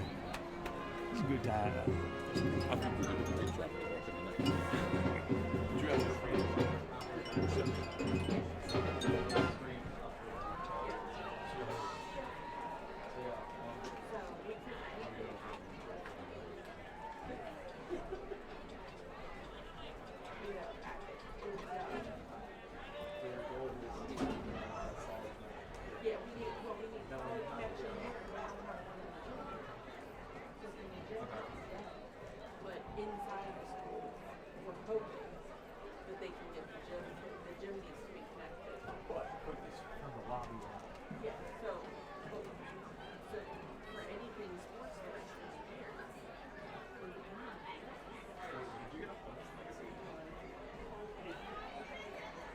There were so many things we could do, and really doesn't know where to look first.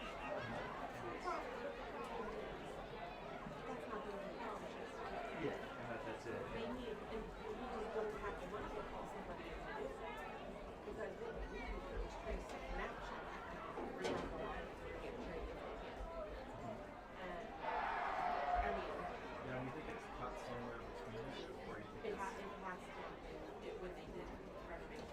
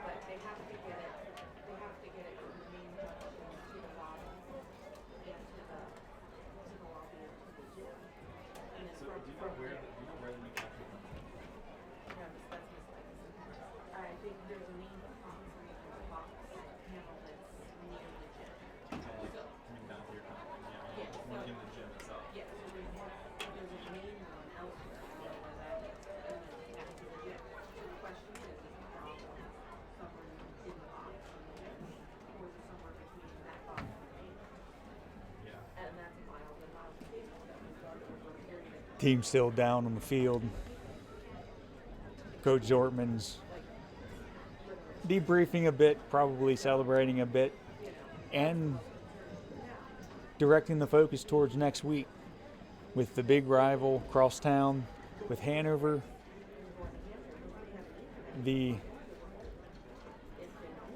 the records would say that it's probably going to be a Squire win, but you never know, and that's why they play the game. So he's going to do everything he needs to get the guys focused, get them ready.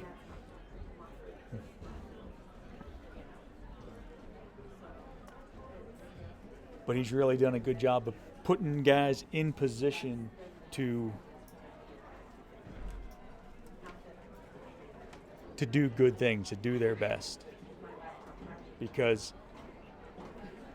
earlier in the year, I mean, end of last year and through this year, a number of players have really selflessly given up positions they'd played for a while. Split end, fullback, and become, guard, tackle, tight end. And after they really got into it, learned the ins and outs, that's when they came on strong. To see guys like Ryan Myers being legitimately thrilled and happy to be a defensive end, those things are fun. And to see Austin Staub take over some of his dad's duties at tackle, that's just neat to see too, because Austin would do anything, he would play anywhere to help this team, and that's the type of play you need, the type of guys you need to have.